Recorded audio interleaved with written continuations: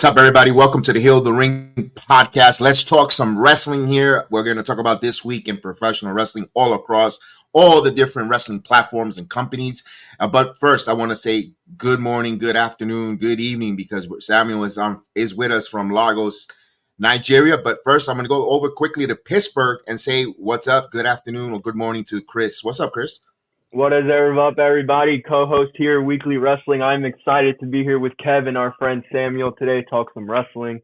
We're a week away from WrestleMania, and I can't believe it's here so soon. And there's still a lot to be talked about.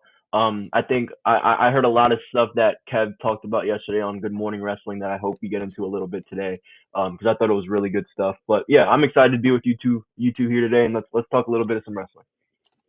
Dean, and let's go all across to the other continent, all the way to Lagos, Nigeria. We got our friend from, you see him, Good Morning Wrestling, the Samuel Lyons Experience, the Samuel Lyons Show. Samuel Lyons himself. What's going on, Samuel? How are you? Good morning, good afternoon over there in Lagos. Hey, Kev. Yes, sir. As hopefully there's a little bit of a delay, a little technical difficulties from Samuel. We are hearing you in and out sporadically, but we know the spirit is there. We know that you're there. Hopefully the internet connection gives you 100%. We heard you loud and clear a little bit, but it came broken up. We know that of course the Wi-Fi and the strength over there, but like you say, like in Broadway, the show must go on. But we know you're there, so we'll try to get to you when we get there. So we know that you're in good spirits, and of course, doing a phenomenal job with Good Morning Wrestling. Go ahead, Samuel. Talk to me. Can you hear me? Because I believe I can hear you clearly. Yes, sir. Yes, sir. Good afternoon. Thank you so much for the opportunity to be here once again. It's been a great week for us over here at Sports July Network. Amazing, great shows. This past the three shows we've had, the Monday, Wednesday, and obviously yesterday, you Kev holding it down. It was amazing.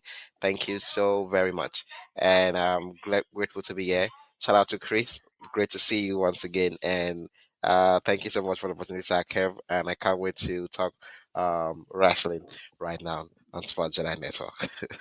All right, no problem. Look, I'm gonna do this here. And by the way, good morning to Chris the Flash. Salute, Chris the Flash. Good morning. Always. I miss you, dude. Hope you're doing good, Chris. Yeah, I hope we're doing well as well. I know you're doing your thing, grinding on your side of the channel. I'll definitely love to see you pop in and out. But thanks always for thinking of us and showing love each and every time on the streams. Appreciate that.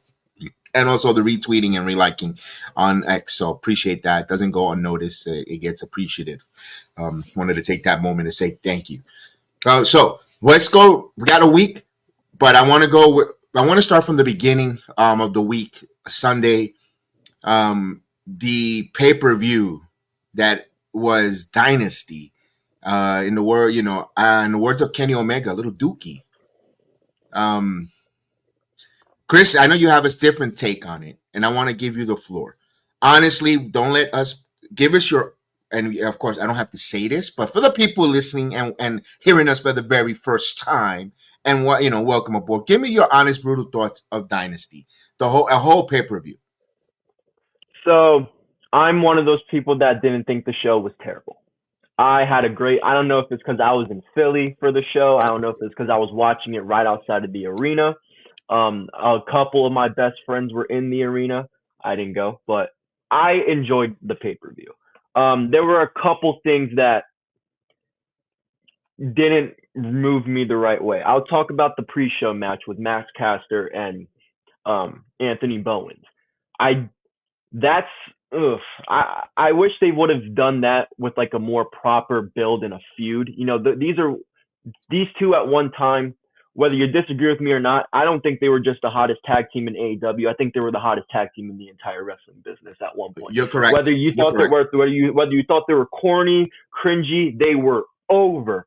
And they didn't really have like a split. Like it was just Anthony Bowens kind of fell off the face of the earth, and Max Caster started doing his own gimmick, which it's it's really bad, but it's so bad that I was dying laughing during this. I was like, oh, this is Anthony Bowen looked phenomenal. I mean, I don't know what he's been doing, and he's been doing a lot of softball and all this.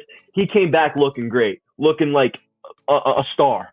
And it sucks that this was a squash match and this was placed on the pre-show, because I think a lot of the AEW fans that watched these guys earlier on would appreciate a proper feud and build, not on a pre-show. You could have done Bandito and Chris Jericho on the fucking pre-show, and let me get to that. Excuse my language, but it pisses me off with this, because why didn't you just have Bandito beat Chris Jericho clean? Why did you have to make this whole thing where Bandito loses the match and then because Bandito's mom said Chris Jericho cheated, the Aubrey Edwards, who wasn't even the referee in the match, caused the match for a restart?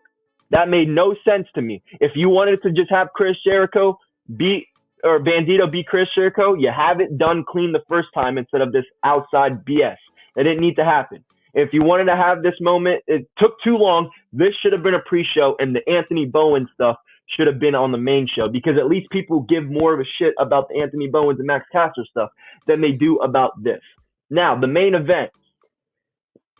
The main event with the Young Bucks coming out, I know it's not a lot of people's cup of tea. I'm not a big Young Bucks guy. I will admit, I like the aspect of, this is what pro wrestling's kind of about. You don't expect things to happen. I didn't expect the Young Bucks to come out and do what they did. Now, this Wednesday, kind of them explaining what happened, why they did it, I'm kind of getting a sense of a little bit more of an understanding. They are Anarchy of the Arena is coming up for Double or Nothing, and that's one of their big matches. So we're starting to see little seeds planted for that. But overall, the show wasn't horrible. I mean, there were some shows that could have been on Dynamite and Collision. I thought Kevin Knight and Ospreay was a good match. The triple threat match was long, but I thought it was the best match of the night. But I know people aren't happy, with Swerve not winning it. As much as I wanted it to happen, can we honestly sit here and say that we thought Swerve was going to walk out of Dynasty? I know I didn't. As much as I wanted it to happen, we just knew it wasn't going to happen. So the outrage is just, you guys know it wasn't going to happen. I don't know why we're so surprised.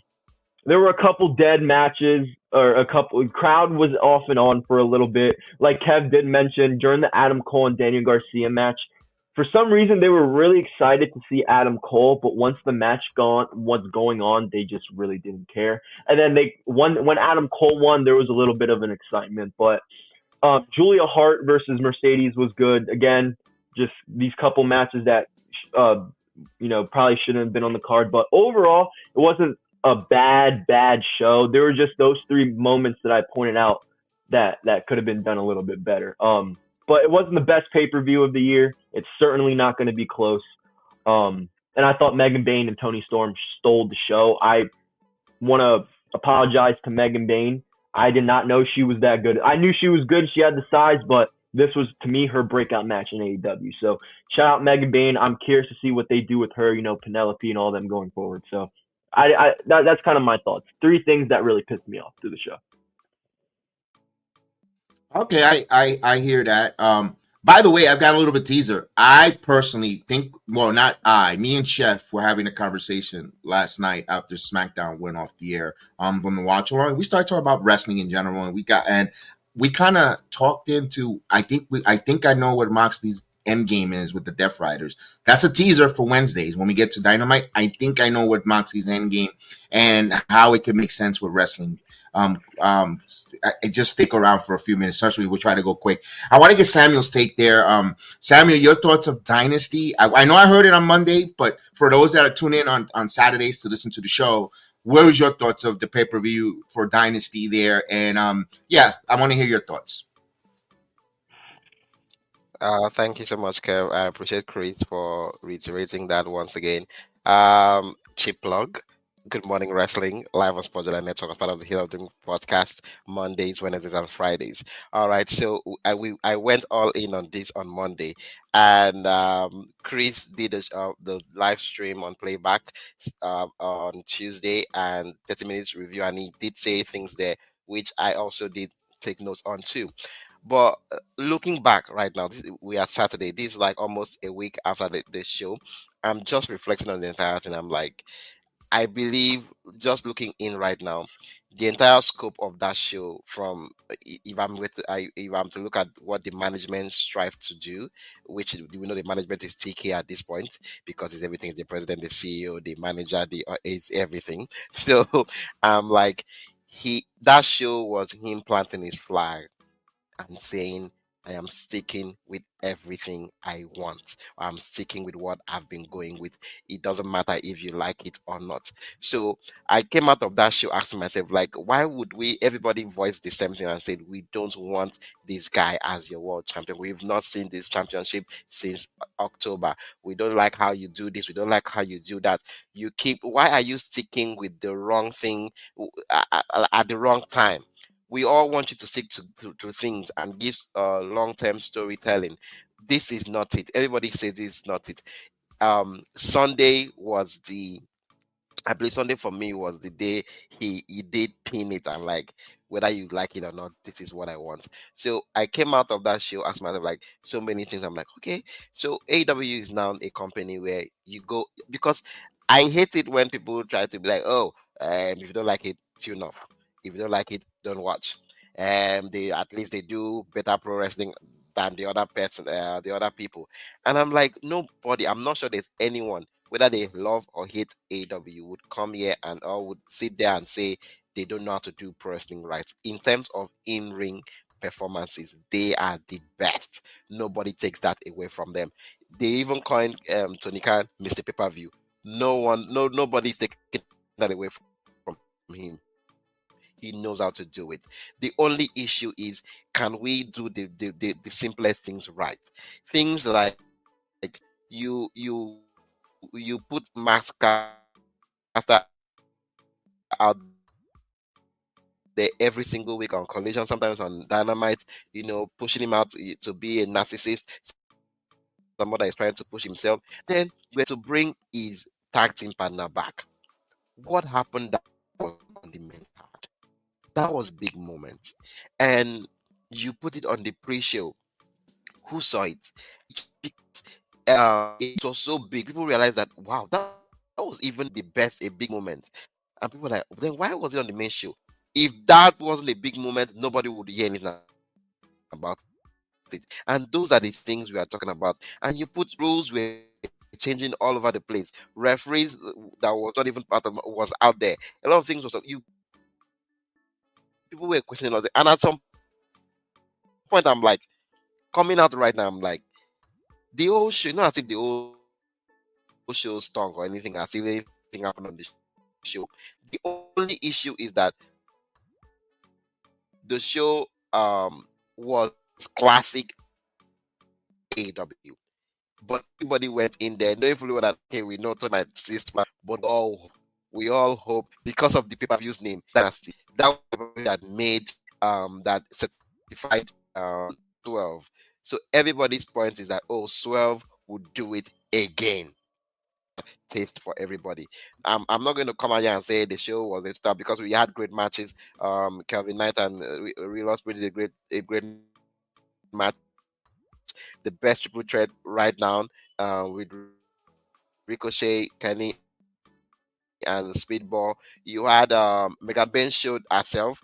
You know, crazy. You had Mark Briscoe. I was not even surprised when Mark Briscoe. I was like, why this match went out there? We can't sit here and totally say it all stink. I don't know. It's just that the main event took. It's as if you were just waiting for it to just, okay, can we just go home and be happy that, okay, and it just literally killed off everybody.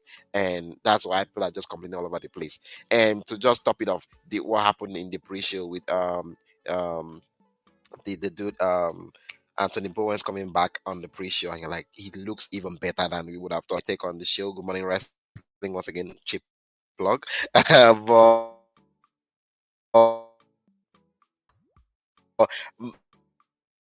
totally agree with you. it's just the notion of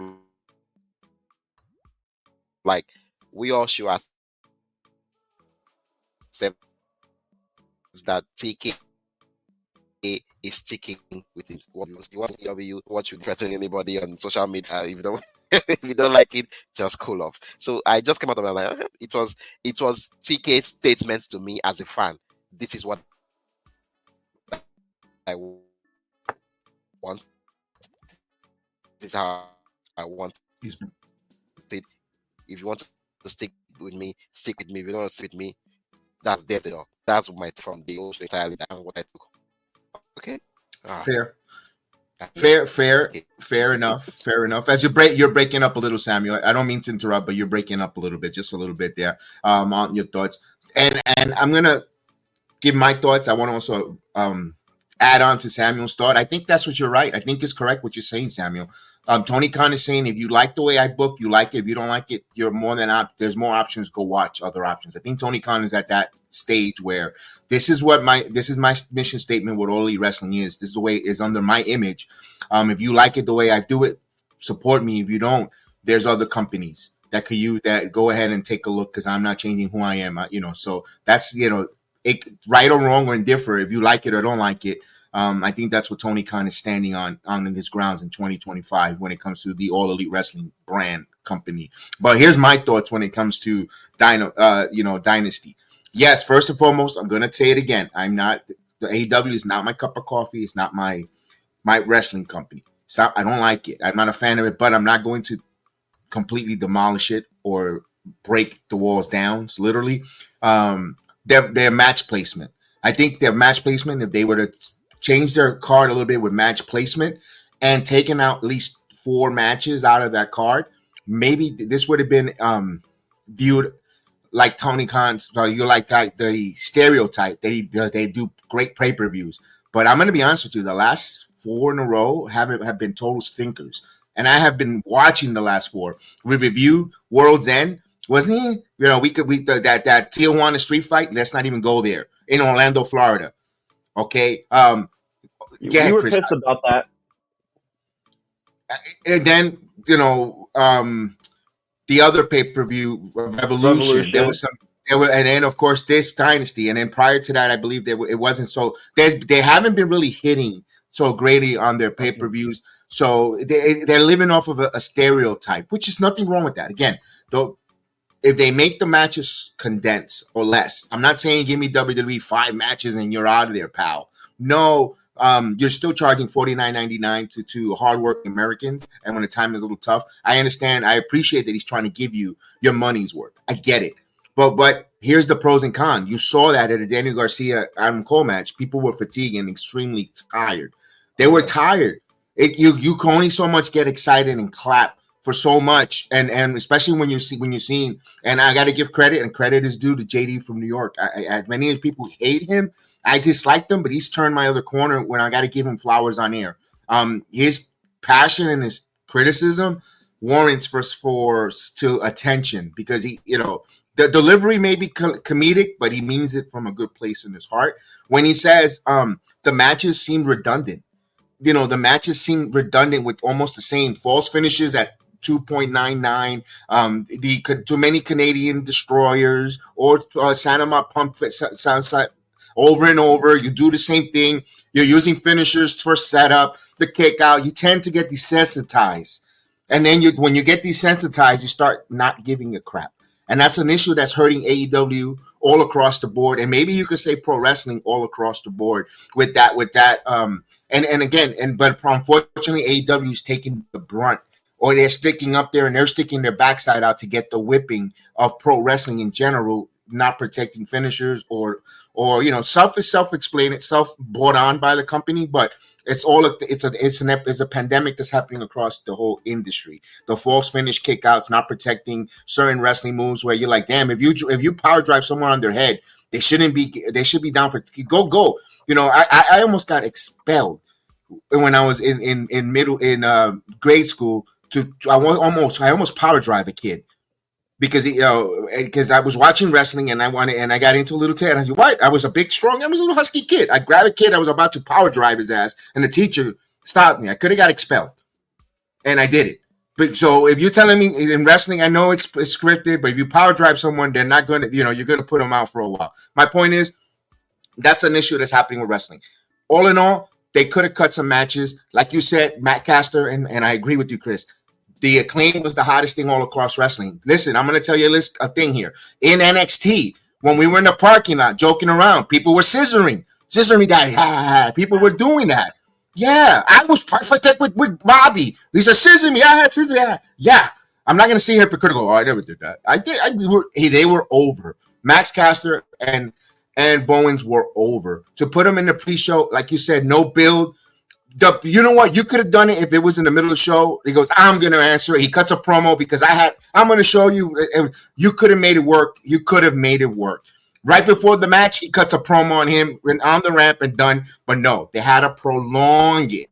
Simple things like that. The Bandito match with Jericho. They have a pay-per-view coming up in May, which I don't think anyone. No one's going to give a rat's ass about. I'm sorry. No one watches the Ring of Honor on the paywall. But you need the star power to draw people in. You could have put Jericho there. You could have had that there. You could have had that. But I know Jericho is gonna tour with Fozzy. He's gonna take a break away from wrestling. He's gonna go do, he's a musician. So he's got he's gonna be away. He's not going to WWE, he's going away to play on the road. So let's take that out of everyone's mouth, or all the people that like to copy and paste and become internet IWC parrots. That they want on a cracker, repeating everything that's being thrown out there. He's going on tour. When it comes to the finish of the Death Riders, we knew that was going to happen. We said it here. I don't see Swerve winning. You don't want Swerve to be a transitional champion. He deserves better than being a second-time transitional champion, because you did that with Daniel Bryan. All the complaints were Swerve should have not lost the title to Daniel Bryan because it led to this crap and all that. But that would have been a short title run from Dynasty to All In. Then they're going to have him do, again, Dynasty and give it up in Texas, because everybody in Texas has either Will Hairspray winning the world title or Hangman Page. You think he deserves to be a transitional champion for what the guy's done? Literally, he's burning bridges with fighting with Booker T. And that's another thing. You finish your main event, and the last thing you say to go off the mic, off the air, or to the people in the crowd, F Booker T. So you're thinking about NXT?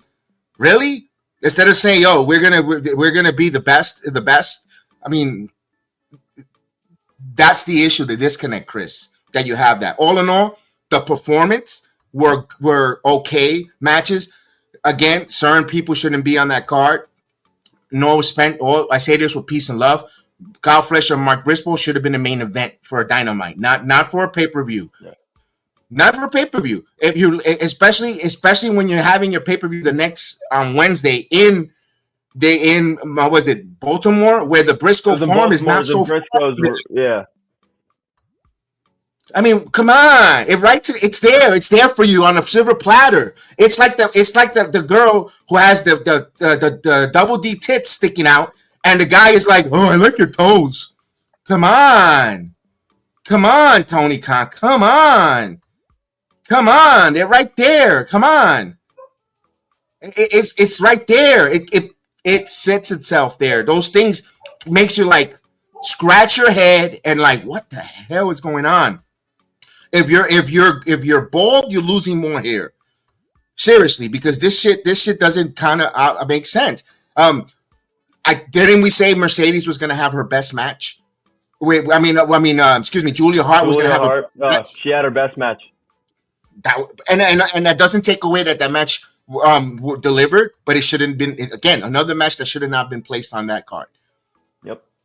Owens should be on television, so people could watch your television for this tournament, and then the finals could be, or the semis could be on pay-per-view, so people could like, damn, who won? Damn, I'm invested in this damn tournament. They got me hooked to see who the hell is gonna, and then you go, oh, I'm gonna pay the $49.99. I got to see the end of this hook. I got to see the end of the story of this tournament. They failed to deliver on that. But all in all, not a good pay-per-view. I can see where the WWE sickos, AEW sickos did not like it, did not agree with it. But I'll ask this question, though. I'm going to ask this question, and I want it your brutal honest, and then we'll move on. I'm getting right into the week. If Hangman I mean, if Swerve would have won and Death Riders would have lost, would the narrative of the whole pay per view change, or is it shitty because of the ending? Because you take, what's your thoughts, Chris? You have a good point. I think there's one of two things. Either Swerve wins it and everyone's happy, but I think the main thing that pisses everyone off is the fact that the Bucks are back. And me, I'm somebody who I can't, if there's two, like my dad yesterday, he was like, Christian, how are you so tired? You're a young buck. I literally wanted to throw him across the room because he said the word young buck and he called me. I cannot stand the young bucks. However, I can't stand it. I think that's a big reason why too. It's that the young bucks came out and it's that Swerve didn't win. It's a mixture of both those two things, Kev, in my opinion. Okay. Oh, okay. All right. And I'm same question to you, Mr. Lyons. Your thoughts if I keep saying damn Hangman, Swerve would have won the AEW title on that pay-per-view, would they Sicko say that was a great pay-per-view, or would they still had this discord or dislike? Definitely. Both the sickles and the non-sickles would definitely say it was, because I believe this outrage is because they were able to stomach everything in hopes that the Dead Riders will be put to death. All pun intended. And with him I not agree with winning, that. and with all the debacle that ensured, people were like, really?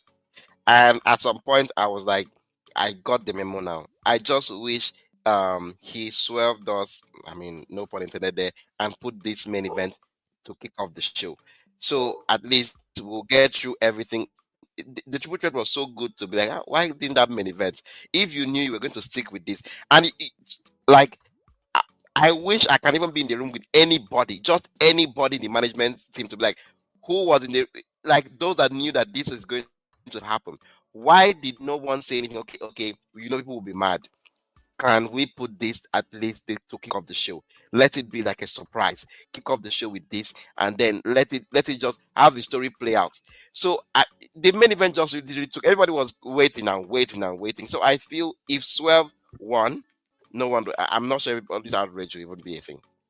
That's just my Well, honest take on that one. sorry. Well, we're never gonna know. No one's ever gonna ask them that question, Samuel, because we have people at these media scrums with credentials that are too busy worrying about a freaking Waffle House order than actually asking those type of questions. So, Man, you know what? I wouldn't mind. A little bit of hash with some pancakes, some bacon, man, and a little scramble. Man, I'm a little hungry. I Somebody had my cut your coffee, but opportunity out there. Some man, people don't yeah. really have to be in some With places.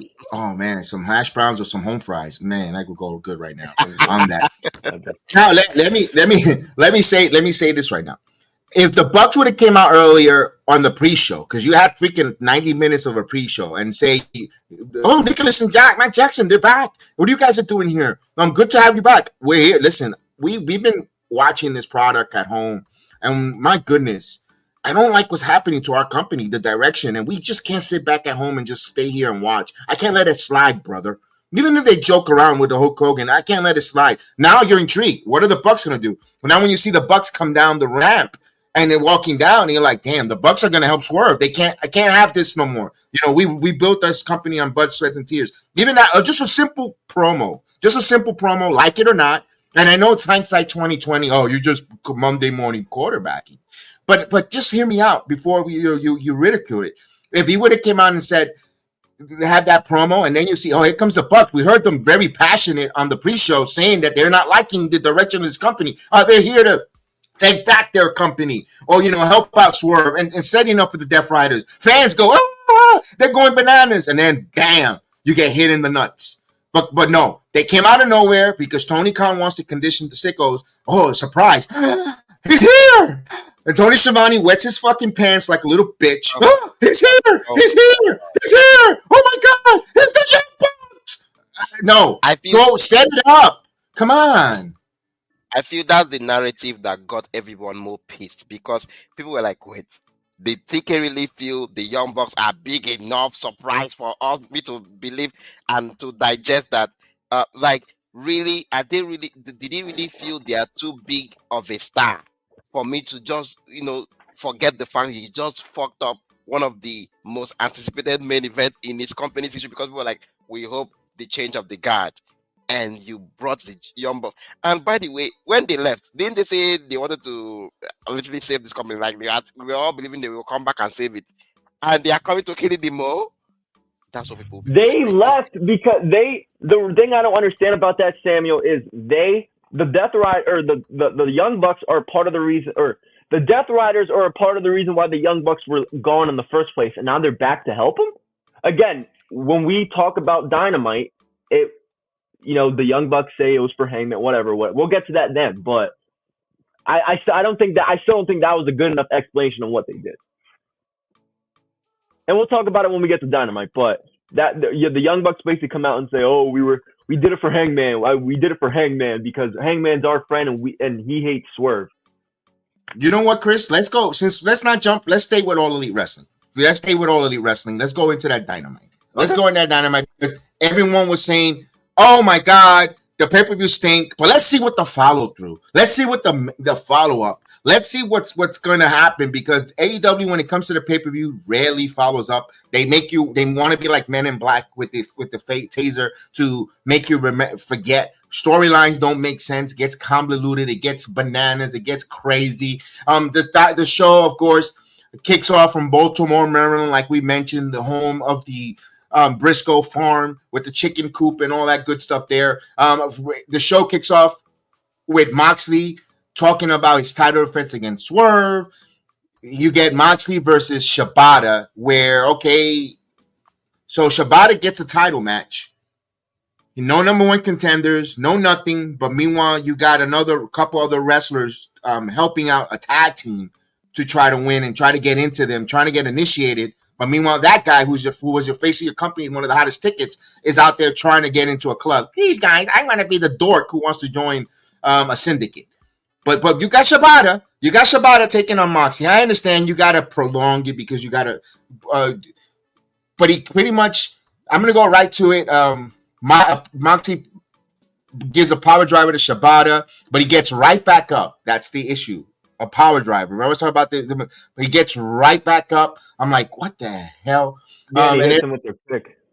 Yeah, and then he goes for a right hand, but Moxley with a clothesline goes for a cover, but Shibata kicks out. A power driver by Moxley pushes Shibata and gets right back up again. And then he kicks Moxley in the head, a snap mare followed by a chin lock. By the way, what a way to start your main event after 5 hours of wrestling on midnight. The first thing between Swerve and Moxley was a freaking headlock. I mean, come on. After they're doing Canadian destroyers from the top ropes and all this other stuff.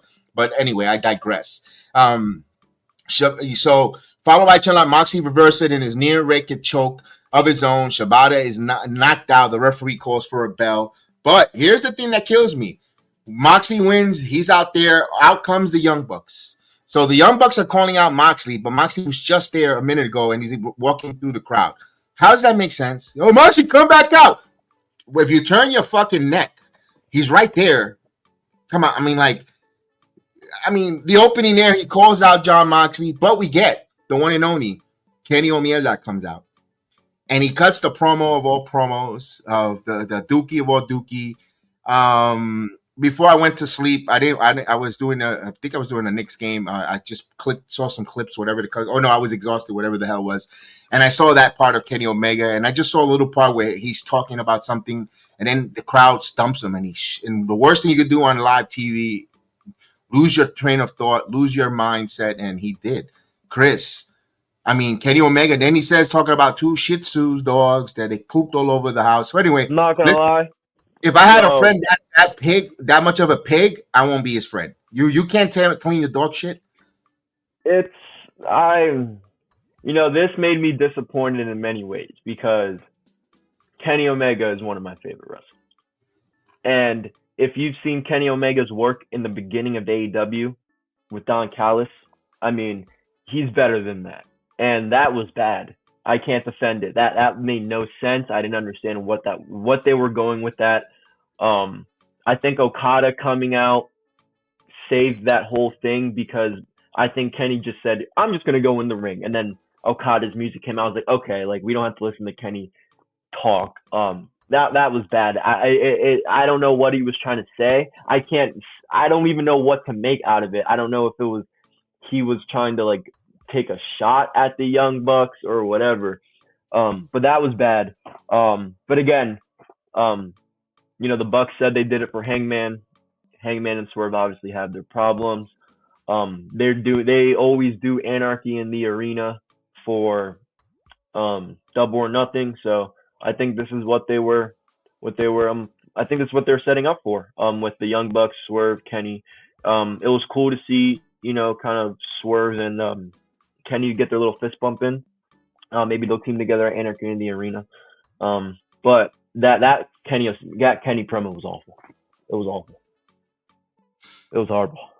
That was bad. That was bad. Oh, That was Samuel, bad. Kenny Omega's promo, but I'm gonna. Samuel stepped out for a minute. I'm gonna make a little bit of a risk. I'm gonna take a risk. See if I could play this, courtesy of All Elite Wrestling. I'm gonna take a calculated risk. Hopefully, I could play it here. I'm gonna play it from my X account This is a risk. because there's a risk, but I want to hear the essence of it.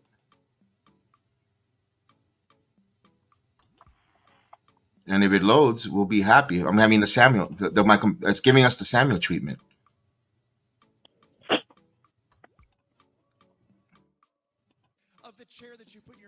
Can you hear it? Can you hear it? Yeah. Here we go. Let's try it one more time. You were tearing up receipts of private jets, of the chair that you put in your master bedroom facing the bed. The OnlyFans account. That's what I didn't understand. What the hell was that? And then he just paused I it. didn't understand that part right there. That right there is what I did not. It was what I did not understand. I don't know why that came out of nowhere. I was like, who the fuck does OnlyFans with? No, I don't. Yeah. That was all over the place because nobody. The chair. The Bucks don't have an OnlyFans. Like that. I didn't understand. And the chair that you turn around in your bedroom, what? And then Something and then about who a the hell said private jet. Samuel? Can you make sense of this? Maybe I don't know. Oh my god! Oh my god! Today's one of those days. It was something like that made me. It was a promo, or something like that made me ask questions like, what is actually going on over there? Like, I don't know if it's rumors or if we're supposed to take it as a joke, but you hear things like, oh, they don't have production meetings. Oh, everybody gets to go out there to do what they want. TK approves, and I'm like, my God, Let me ask. Shit. No, I was gonna say, Go does on. that feed into that narrative? Does that feed into that narrative? Do you think after seeing that, do you think there's production meetings going on? Who would hear that and feel that there's anything going on there? Nothing is not. It feels, if you tell me something is going on there, that proves that nothing is going on there. Because it's not any other person. It's Kenny effing Omega. It's not Kevin Knight. Sorry to bring Kevin Knight into this conversation, but it's not Kevin Knight. Neither is it Mark Briscoe or any other. I will not say low level, but let me just say any other person that we know we can say, oh, maybe it can be a mistake. It's not even fucking Ricochet. I mean, it's Kenny Omega, one of the execs, one of the day ones.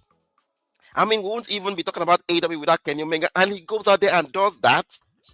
And I'm like asking, what is Jim Ross's job? What is Tony Schiavone doing over there? What are the producers? What? Okay, I heard they employed Madison Rain, they employed Pepe. We have a lot of people. What the other podcaster is over there? What is he doing? What's his name? I mean, we have a whole lot. So nobody talks to anybody over there. We're talking about Do they Will just- do you Washington. just He's go being a out there mark. and then Brother. oh my God! Don't get me started on with Washington. I mean, come on, you not a dead shit podcast. I'm like, what is going What is going on over there? I can't wait. I don't know if Dave. I don't follow Dave. I don't know if Dave has responded to any of this, but I believe it's one of the times I might be anticipating for somebody to retweet it for me to see what he has to say about this, because this was so, it was television bad. No one took their bags and said thank you for all you've done for me. I refuse to go down the drain with you. Off I go, because it's madness. And they have people like Samoa Joe in there. They have likes of, and nothing. Kenny goes out there and does that. What are you telling me? What am I to expect from any other person? If Kenny Omega can go out there and fuck up that bad, stink that bad. Sir Kev, we were talking about this. Was it 2 weeks ago? About how we wish they could have given Kenny and Speedball and Ricochet a sit down session.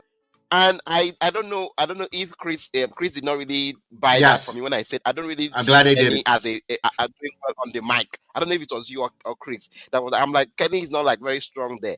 My God, did he really go out there and really show everybody that, oh, I'm that bad?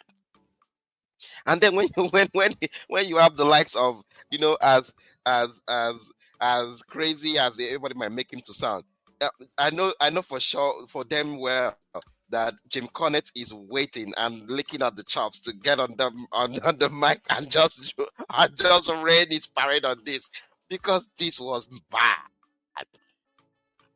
And I'm like, goodness. And at some point, I'm like, do they even care anymore? I feel, I don't know if anybody have noticed. Every single time I see Kenny out there now, especially since he came back from this surgery, everything he had to go through, like it's as if he doesn't care. I just see that off man. It's as if you don't see him go. It doesn't look like the best bout machine to me. It doesn't look like the Kenny of the old.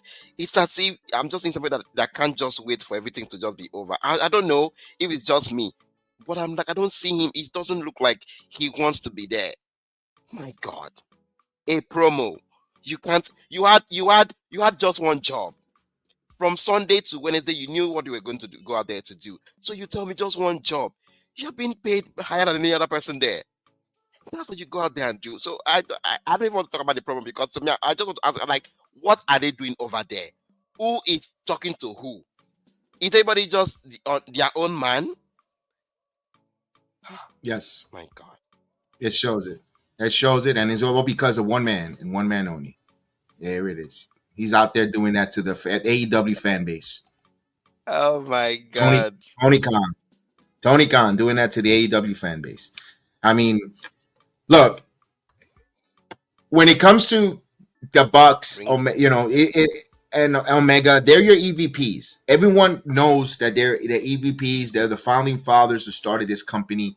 When they go out there and he can't even cut a promo there, what makes you think the people that are inspiring see them and like, yo, your leaders, this is the leader. He can't even cut a promo, and you're gonna tell me that's the issue.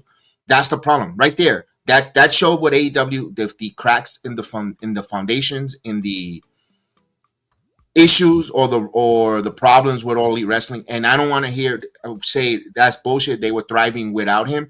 When Cody Rhodes left that company, lost a lot of cachet, credibility, and when he talks to you, you stop, because here's the reason: not because he was a mean. There's authority with some legacy and proven track record when it comes to Cody. Yeah, he failed in WWE, but his dad is the American Dream, Dusty Rhodes, and his dad was a booker. He was well respected for many years. Promotion, the AEW and WCW, NWA. We all know his history. And when Cody Rhodes was part of that lineage, royal family, when he starts talking about productive media and he gives you a critique or an advice, you're going to listen, because his father's been down that road. When you were crossing the river, Dusty Rhodes was on the other side, dried up, waiting for you to get your ass across the river. So guess what? The son knows the struggle of the father of crossing that river. And when you see a wrestler trying to cross that river and he's out there extending a hand to help pull you on shore, you're going to take it. When it comes now with I'm using it as a metaphor, the wrestlers these days now, it seems in AEW, when a veteran is trying to stick their hand out, they slap it away. I do it on my own. But when they see a guy like Kenny Omega, why am I going to grab your hand? You can't even freaking you took the helicopter over the bridge. You took a bridge. You took a helicopter. You didn't swim over the turbulence river. And you're on this side. I gotta listen to you. Get the hell out of here. Or Tony Khan, who never learned, was never on the learning tree. And there's nothing wrong with that. He has a lot of passion, and a lot of love for the business. I get it. A lot of love and passion, because he could have easily just been eating cocktail shrimps on his yacht and having mimosas. Now have to be running a wrestling company and taking shit from a bunch of people behind a keyboard saying how much he sucks and all that stuff. So I respect that from Tony Khan. My point is, he never learned. He never built this. He just added money to it. People are not going to listen because you know what? You haven't been through the fire. You haven't swam in the turbulence water with me. So how am I going to listen to you? I'm going to reject your advice, Samuel. You know what Kev, sorry Sake, for I want to just chime in, because as you were talking, I just remembered one thing. Chris, I don't know if you guys watched the Cody was just still over there. The first was it the reality show the AW tried to produce, AW All Access. I don't know if anybody catch it. The one thing that got to me when that was announced, I was like, I don't want to see any of that. Because I'm like, I want to always watch them when I tune in. I'm like, I don't want to see any backstage. Like, leave it for WWE. WWE, they've been doing this for years. I don't want to see that. But I appreciate that now. You know why? Because I remember one moment. When at that time, Ricky Starks, now Ricky Saints in NXT, was out on injury. I believe the neck issue. And there was one moment, Kamara caught him and Cody. Cody was with a lot of papers, with his suits all over the place, going for meetings and all of that.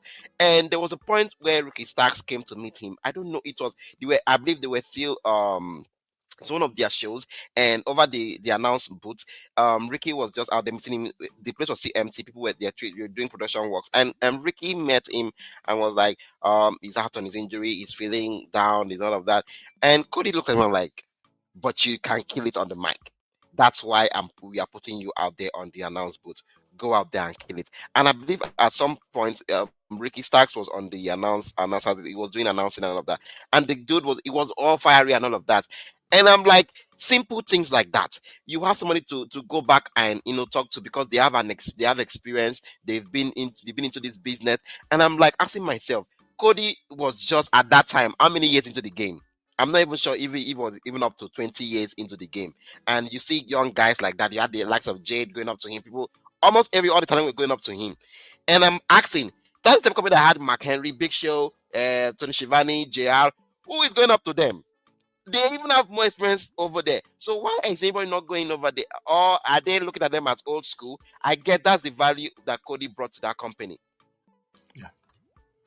Yes.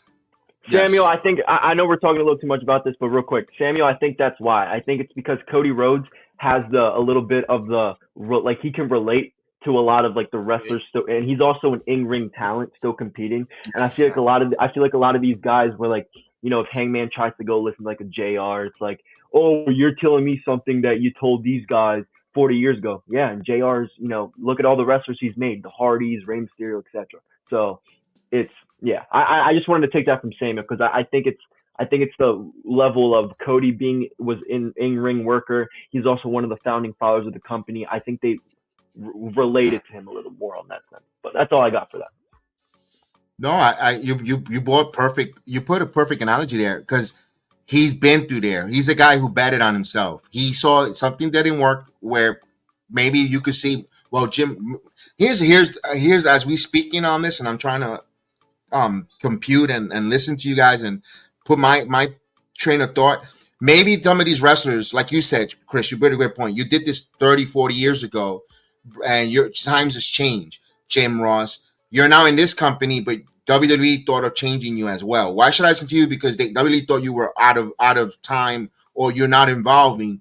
I'm not really going to listen. I'm going to listen to Cody, who knows, who betted on himself, and wanted that change. The same thing with Punk when he was in the company. You left because you thought the creative and the direction stunk, and you said, I'd rather not wrestle no more. Now you're here because you believe in us. we're going to listen a little to you. We're not going to listen to people that's been out of touch, out of time, like a Shivani, like a.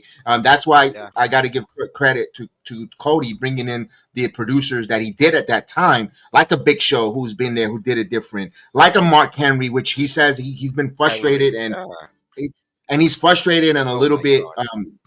bothered that they didn't listen to anything. He tried to help people and people didn't take the advice correctly. He tried to talk to them. He tried to tell about Powerhouse Hobbs. You got to push them and other wrestlers, other so-called wrestlers that he wanted and say, hey, there's money in these guys. They didn't listen to him, frustrated him with the creative or his voice being voiceless and left.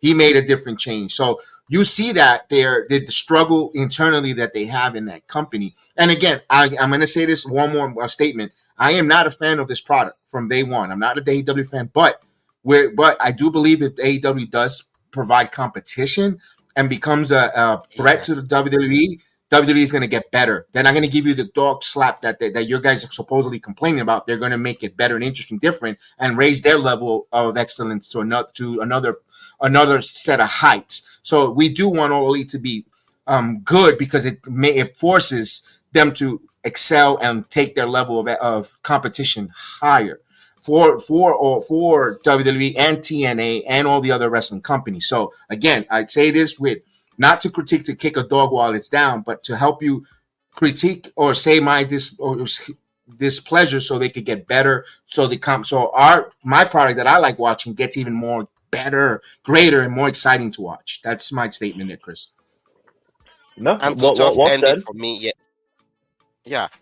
Go ahead, Sam. And to end it for me, is I will be the last person to say I don't want AEW to be a part of the wrestling game. I haven't heard. I thought you were going to tell me a Mankind. Have a nice day. Chris, give me your thoughts on that. And we'll continue. We'll try to finish this here with No, Yeah. You guys pretty much said it. Well, I have nothing else to add on it. All right. So then it leads after all that's done. Okay. After all that's done, Swerve Strickland's music hits. He's going to have a match with Pac. So they have a back and forth match, a pretty good match, but Strickland has a move, a buckle bomb, I believe, where Pac's ankle rolls up and he is injured.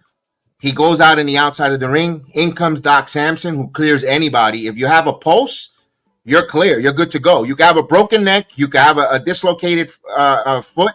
Your bones could be coming out of your knee, but Doc Samson will clear anyone. You're clear. Go, get in there. Pac got in there. They got the finish of the match. Swerve wins. Now Swerve getting a lot of heat with the IWC because they kept showing the replay of the buckle bomb, and that was he kind of didn't execute it. Look, shit happens in the ring. You're not gonna have your A game all the time. You're not gonna be 100%. Mistakes happens. We're human. I'm not gonna be like, oh, look, see, Swerve is dangerous. Don't go there, IWC, please. Swerve is toxic right now a little bit with the IWC, with the agree or disagree, but it was a mistake. Pac looks like he's gonna get injured, adding more hiccups to the Death Rider storyline and to AEW because this guy cannot stay healthy. Now I say this, and I don't want to make a AEW thing. Was Vince correct to let go of Neville with the injuries? He was injured in the WWE. That style of wrestling could bring injuries. And I go this, although this is not why he got hurt because of his style of injury of wrestling, but his body tends to break down a little bit. You lose a little bit of equity when you start getting injuries reoccurring.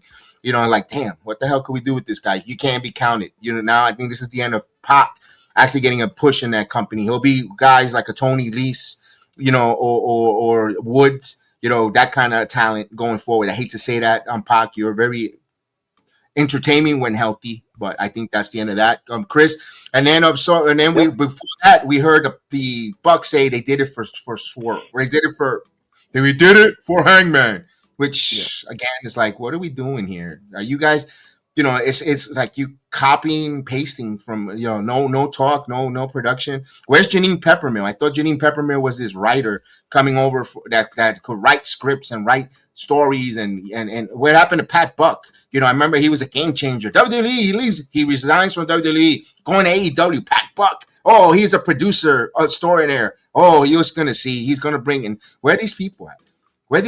To say, yo, I don't think, try something different. That was so Rikishi. That happened so many times. And I know wrestling borrows from the past, borrow a lot of different things. WWE does it uber a lot from storylines. Sometimes the classic works, but you have to have that delivery to bring it.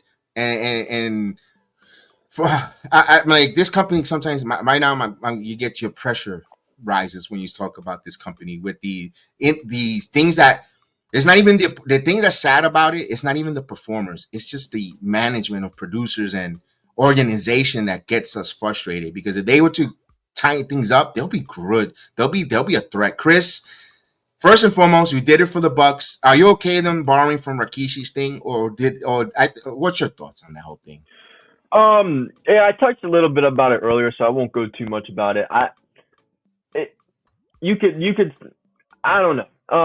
Because at the end, the Young Bucks and Hangman, they're really close. You could make an argument like, okay, like friends looking out for friends, like EVPs looking out for their boys, like. But you guys were gone just out of nowhere, doing your things at New Japan, doing all this other stuff when AEW needed you guys the most. You were out in New Japan doing your thing. And it just feels like, why are you helping Hangman now?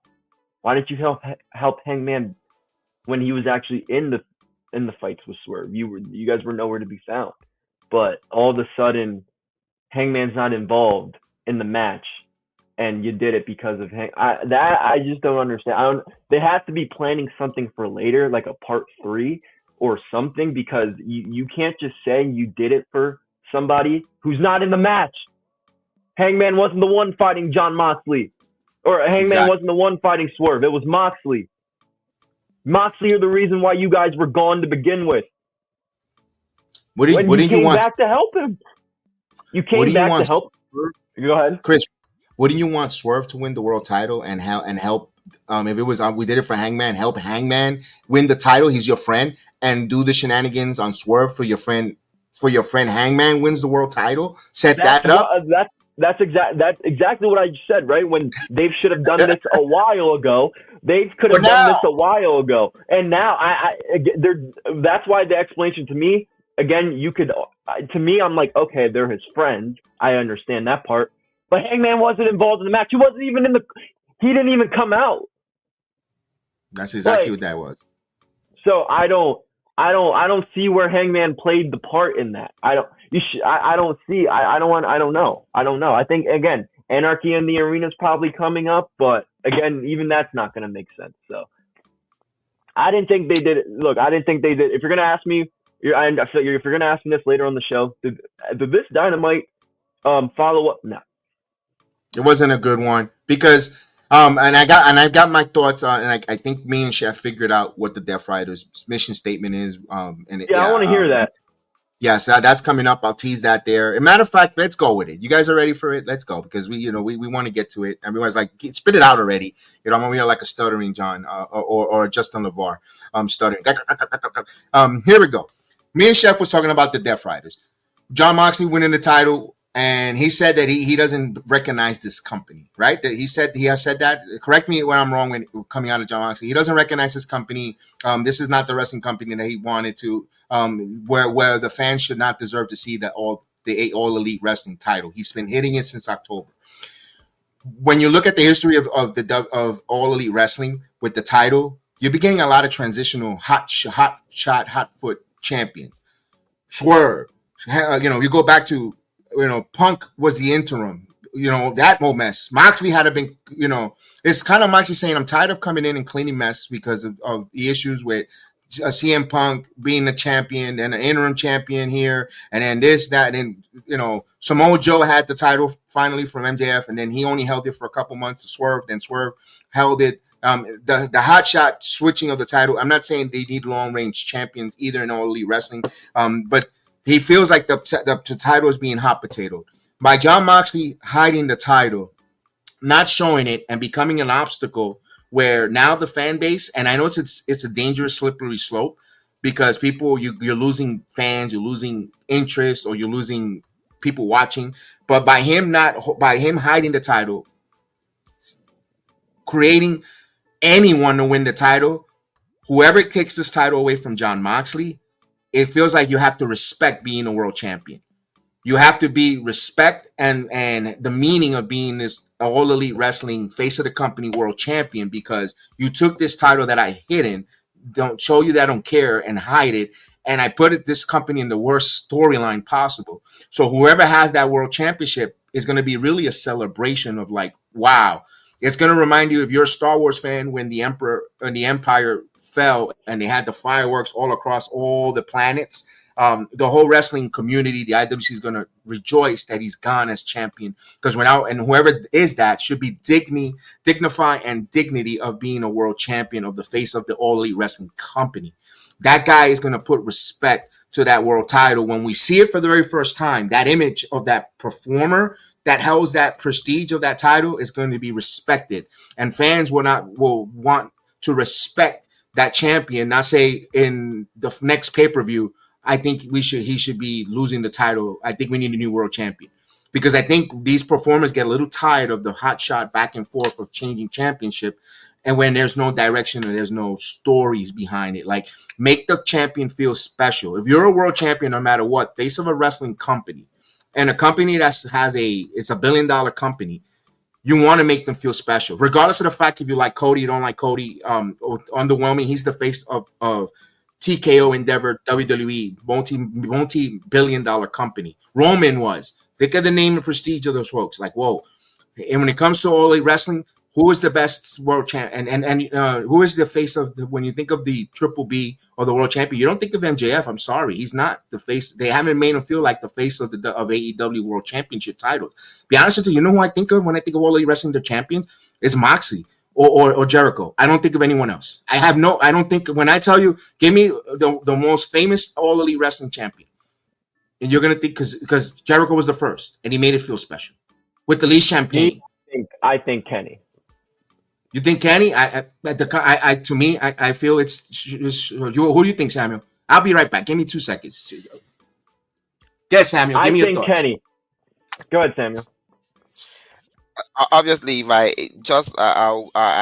really stand with this saying, if I think of the AEW Championship as a face, I think of Chris Jericho. As much as he is crazy right now, Jericho and Moxley, because of how Moxley. It's crazy to say you call Moxley a savior of this company, because without even being on the pillar or being a pillar, I feel is the face of this company, because he's been here. He's literally saved this company. It's as if I have forgotten all Kenny did. It's as if I've forgotten all of the CM Punk debacle, or even Hangman Page. So if I think of even MJF right now, it doesn't even feel like something happened with him. So when I think of AEW, the face of that company and the person that represents that brand, I just think of Jericho and Moxley. And I hate to see that. I hate to feel. Okay. I like Jericho. Okay. I like Jericho. And I don't like the company, but I do respect Champion, and I do respect what he did. That's just all I think he's the. Yeah, and I feel that's one thing with I feel Tony feels the same way. That's why he loves to stick with Jericho and Moxley. The way I see it, he knows the way I feel as a fan, like Jericho, Moxley, that's the standard for AEW. If Cody was still here, maybe it would be different, but he's not here, so it's Jericho and Moxley for me. And I feel TK feels the same way. But at the end of the day, when you rate people too high, it's very hard to, sometimes like, okay, boys, I feel it's not going to be this way. Well, it's his business. He knows how to run it. So let's him about it. Okay, I like that. So now you understand where I came from, and where I think Moxley's trying to do with that title. We're not going to be here to come back and save this company when Moxley might be retiring. I'm not saying he's retiring anytime, but I'm saying the next 5 to 6 years, he might not be world champion. The way he wrestles, his style of wrestling. Jericho is at the back nine of his career. He wants the locker room to go take this title. Make it appealing because when he's done, people are going to want him to go away heat, where he's fine with it. And when you finally take the title off of him, it's this new champion that's going to be the face, defeating Moxley. Go for it. Kind of like a people's champion / AEW champion, the face of the company champion, and go for it. I think that's why a lot of people are craving for Darby Allin to be that guy. Darby Allin, I'm going to make a hot take. I think he's the wild card coming up this week. I don't think he's in Mount Everest. I think this was a ruse, a rib, which is a slippery slope because how do you combat that John Cena turning heel like, oh shit, Darby Allin being the wild card? That's just me. Like, oh damn, Darby Allin, and then he goes and he wins that. He beats Hairspray in the finals and Double or Nothing. Talk about interest and restoring the good feel. I would be so happy. As much as Will Ospreay's my favorite wrestler, the first person I fell in love with in AEW was Darby. I would. But you're telling me Double or Nothing one really is like you said, Chris. You said it's like your WrestleMania, or when you think of the flagship favorite. I love Double or Nothing. Exactly. Darby Allin and Will Ospreay, and the winner gets a chance to go at Double or Nothing to take that crap from Moxley. You feel the good faith and the restoration of the company easily as it goes. And I'm not a fan saying this again, guys. I'm not a fan of your product, but easily, if they do that, you're gonna want to see that. You want to play that money because wow, Ospreay and Darby Allin, who pretty much was groomed by Sting, and they're taking a little bit of the NWO storyline from there, where Darby Sting is missing for a couple months. Where's Sting? Where's Darby? Guarantee Sting has a little bit of influence on that storyline as well. With that, but again, I will see how it goes. Do they do it? I give it a 20% chance they'll even do that storyline because it kind of makes a little sense. With it, Darby's the wild card. No one expected. Like, oh snap! Now guess what? Damn, I should have tuned in on Wednesdays. I'm taking this show now for granted. I gotta tune in Wednesdays because they gave us an unexpected. Don't make it Josh Alexander, which is not. I think Josh Alexander is going to be the guy that this guy that's going to join the Don Callis family. You could tell that's going to happen, but we'll move on. We'll see how that goes there. I wanted to talk about a fun 8-man tag match, but for $40,000. Yeah, we'll wrap it up. We'll wrap it up with the All Elite Wrestling because it's WrestleMania build, WrestleMania week. We're going to be talking about all WrestleMania coming up. But this is my last thing on All Elite. That was a good match. Everyone did great, worked hard.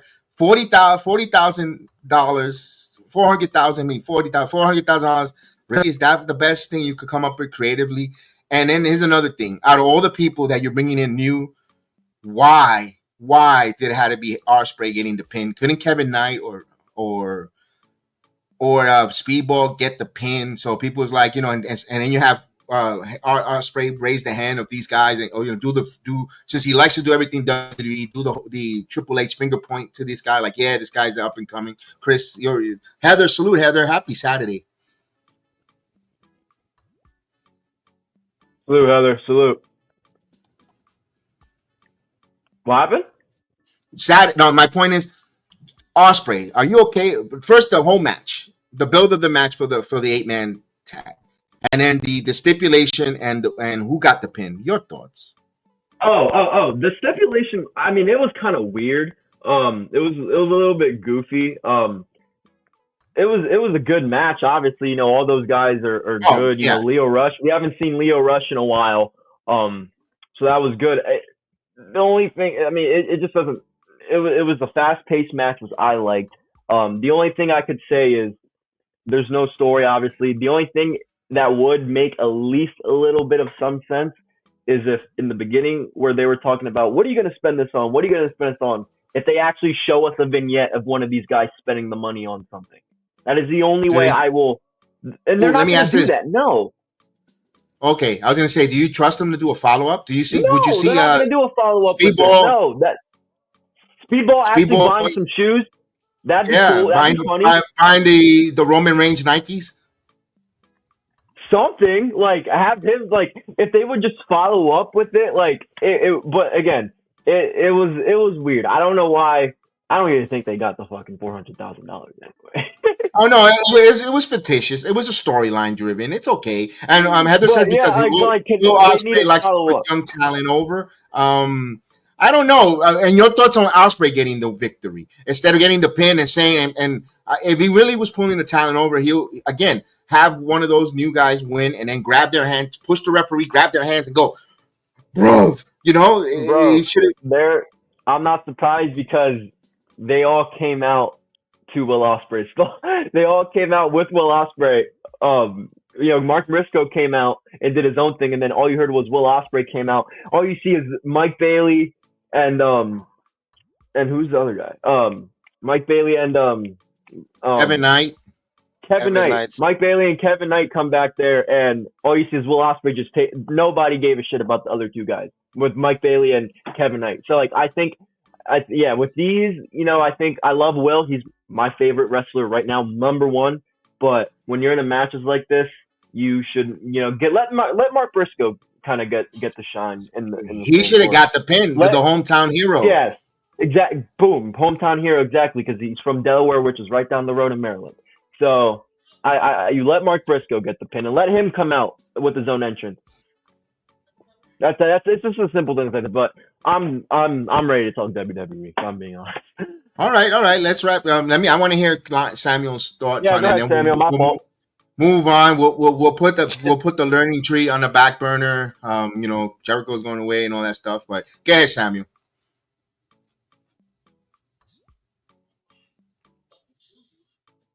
Not to drag everybody down with this company. It's just a whole lot.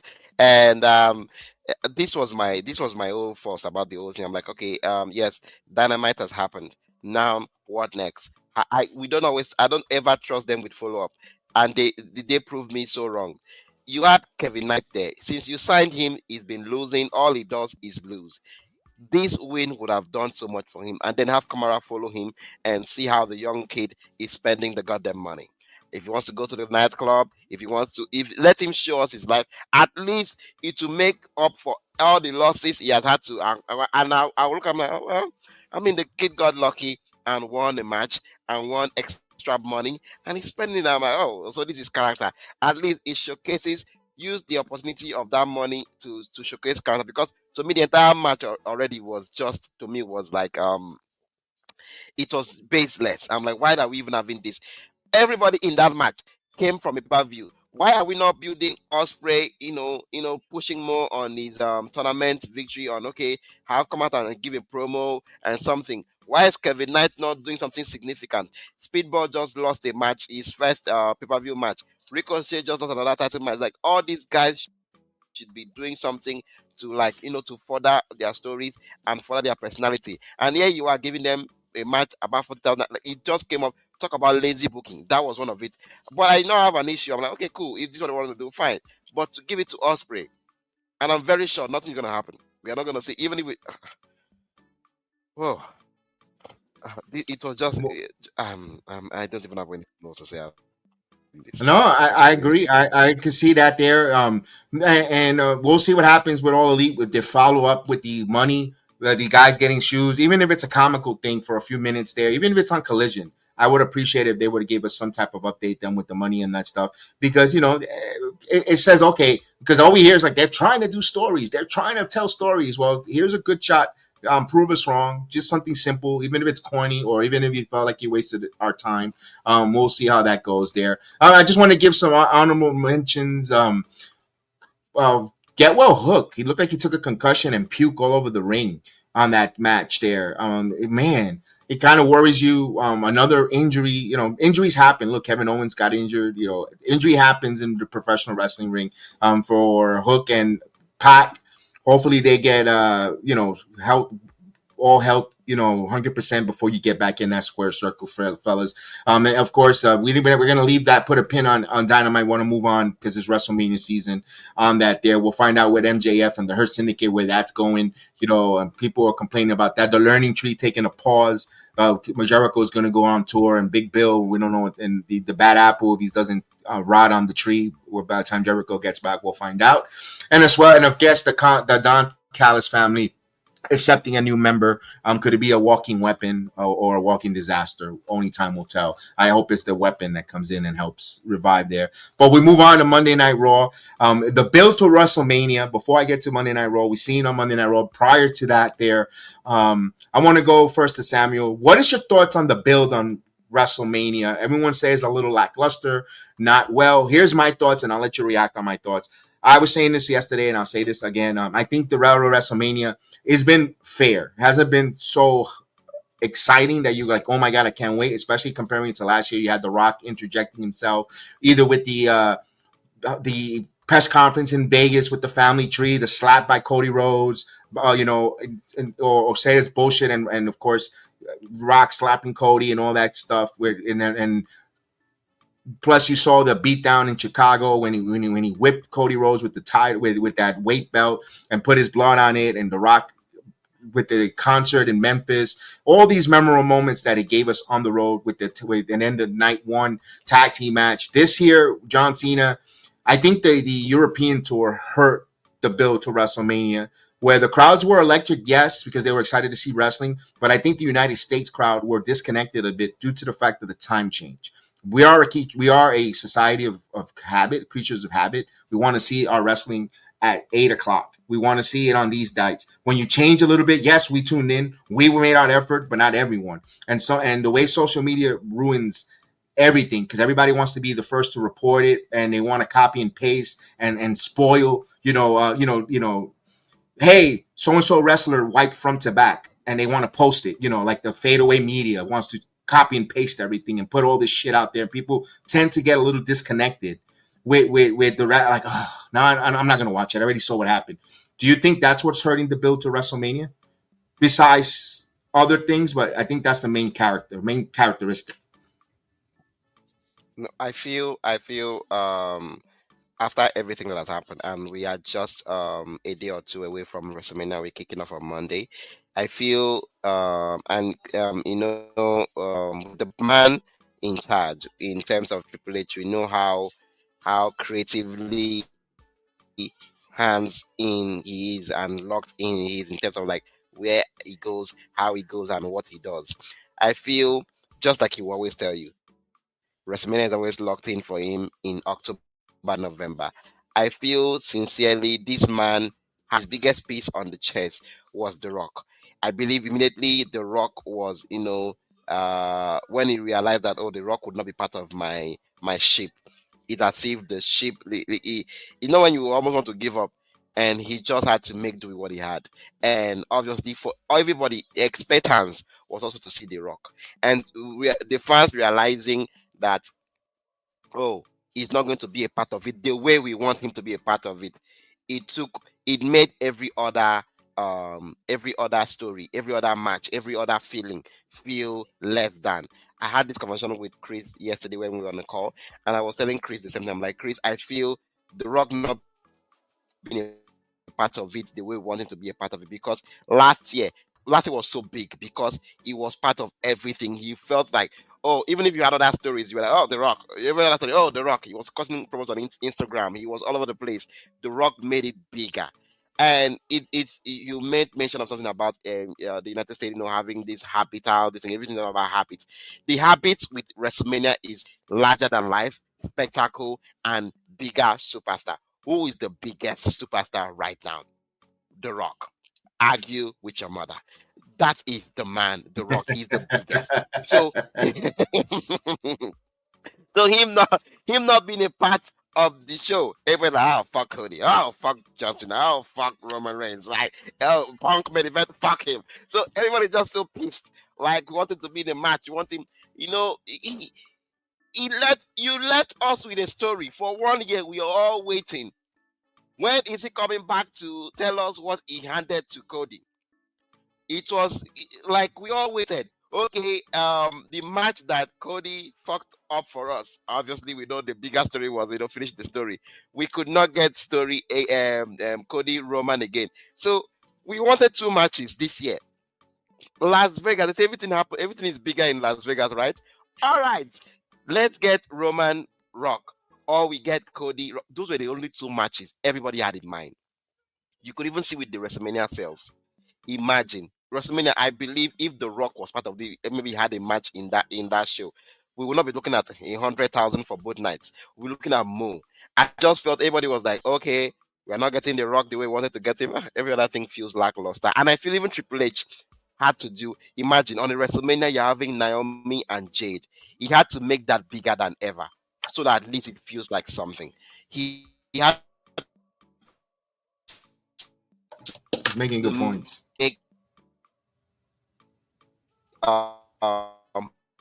Punk,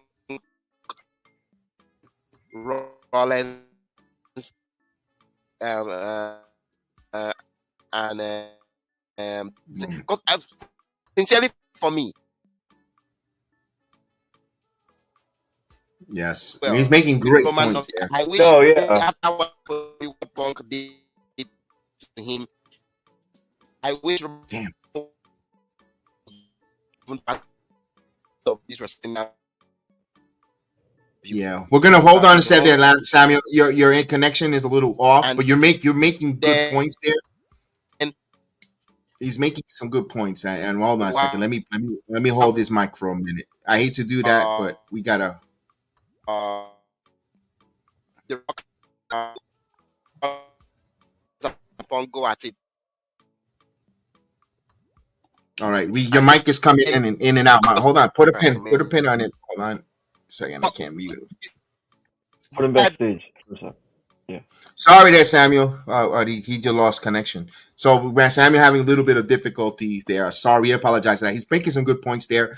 Chris, you want to rebuttal on his No, stuff? because we talked on the phone, and that was one of the what he was saying is, I'm not going to go too much because I'm just going to elaborate on what he said a little bit, because we talked about this on the phone, as he said, and it does kind of feel like, you know, with The Rock not being a part of it as much, maybe that could be a little bit of the reason why it doesn't feel as big as maybe it did last year. Because, you know, we still like Samuel mentioned the other day on the phone, I think he just mentioned now, we still have stuff to see with Cody and The Rock. And now that, you know, The Rock and John Cena are aligned, I mean, I really want to know what came into I want to see those two together.